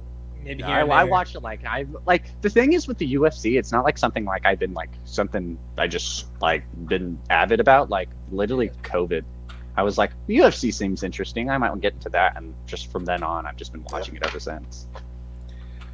but Yeah, I mean, but other than that, it's- like final thoughts. I mean, I know like some good games in the NFL, the NBA.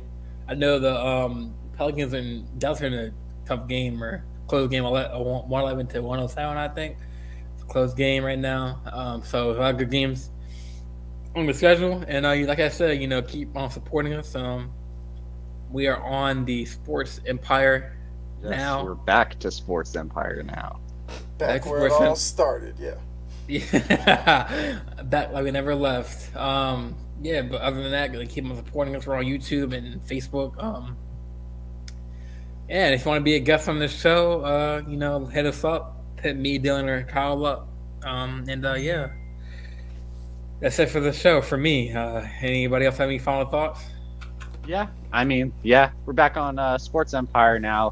We kind of had that brief hiccup where we weren't on Facebook, and then I don't imagine StreamYard messing up today kind of really helped the Facebook group. But we'll be back on Facebook and YouTube and just everything like normal. Be more of normal of what we just had before since we're back with Sports Empire now. Big games coming up. Like I said, there's a UFC event. We're gonna starting Friday. We have the start of the World Series. We're gonna get more to crunch time in the NFL. College is getting really close. We're getting really close to college basketball again too. So yeah, just a bunch of stuff. I'm excited for some of these next week matchups. I'm really excited for my Seahawks. I'm really interested in this Thursday night game as well too. Like I agree with you, Kyle. It was like I couldn't pick. I just literally was writing down Bucks Ravens, and I was like, I'll just go with the Bucks. Yeah. But yeah, just keep supporting us, share our streams, comment. Again, StreamYard was just being weird. We couldn't get to the comments like we probably wanted to as much, but hopefully that's fixed. But yeah, just keep the support, like, share. Definitely, yeah. Yeah, you guys put it perfectly. But yeah, so you guys on YouTube and Facebook, appreciate you tuning in. Make sure you subscribe to Sports Empire Network, or like and follow the page over on Facebook. But yeah, we're back on Sports Empire, and as you can tell, show's still great. So wherever we are, you know where to find us, and we'll let you know. But that's another show in the book, so Yeah. appreciate it. And Jordan and Dylan, of course, always a good time with you guys. So we'll be in the group chats and everything. But Yep. yeah, we're out. Another Tuesday in the books. Hopefully by the next Tuesday we'll have Buddy Hills and Miles Turner on the team. So. Yeah, hopefully I'll be God. 5-3. Go Seahawks. Oh yeah. You Laker fans. All right. Y'all have a good night, man. All right. too, Good man. night, guys. Night, everybody.